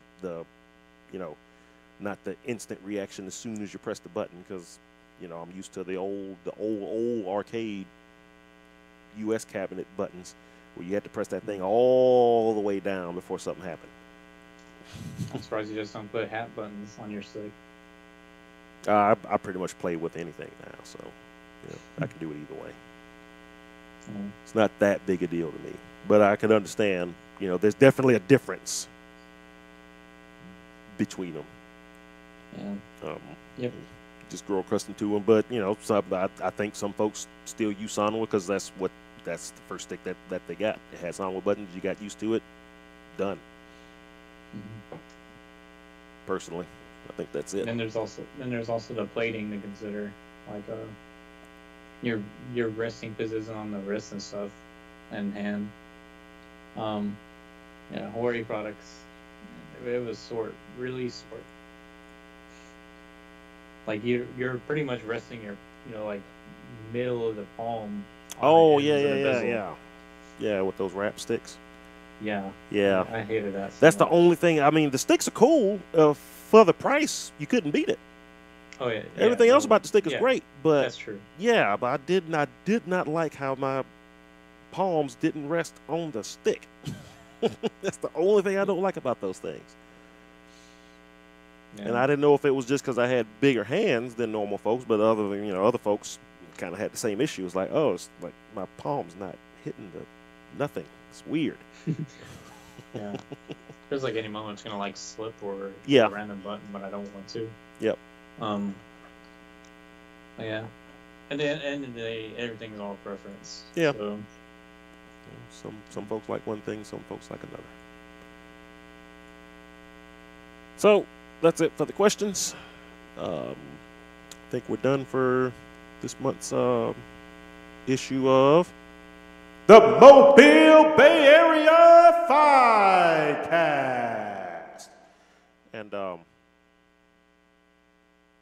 yeah, guess we'll probably do it again next month. Sound good? the reverb effect? Huh? The reverb effect? Oh, what? No, like I said, I was just finally happy I figured out how to get this crap to work. I've had this thing since October, and I've been piecemeal trying to figure out how to get all the stuff to work, and I finally figured out how to get the effects to work. Soon I gotta find the God voice setting. Yeah, that's my next thing, because that's what I want. Like when I'm streaming somebody else's event and I'm talking to I figured out how to talk to the headphones without the stream hearing it too. So I want to freak some announcers out, or some commentators out when they hear hey guys, we're about to go on break, like a really deep voice or something like that. I got to figure out how to get that to work next, but. When I do that, I want to put them on camera and have them talk, and then watch them just go, what the hell is that? This is the voice of God, guys. We have to go to break. So that's the next thing, but then soundboards. get the Prices Right fill team ready when like I mess up a combo or something. I'm actually learning how to use Dork. I know. I'm learning how to use this new chat box thing, chat bot thing, and I know it has sound effects. So I'm gonna see if I can put that in there.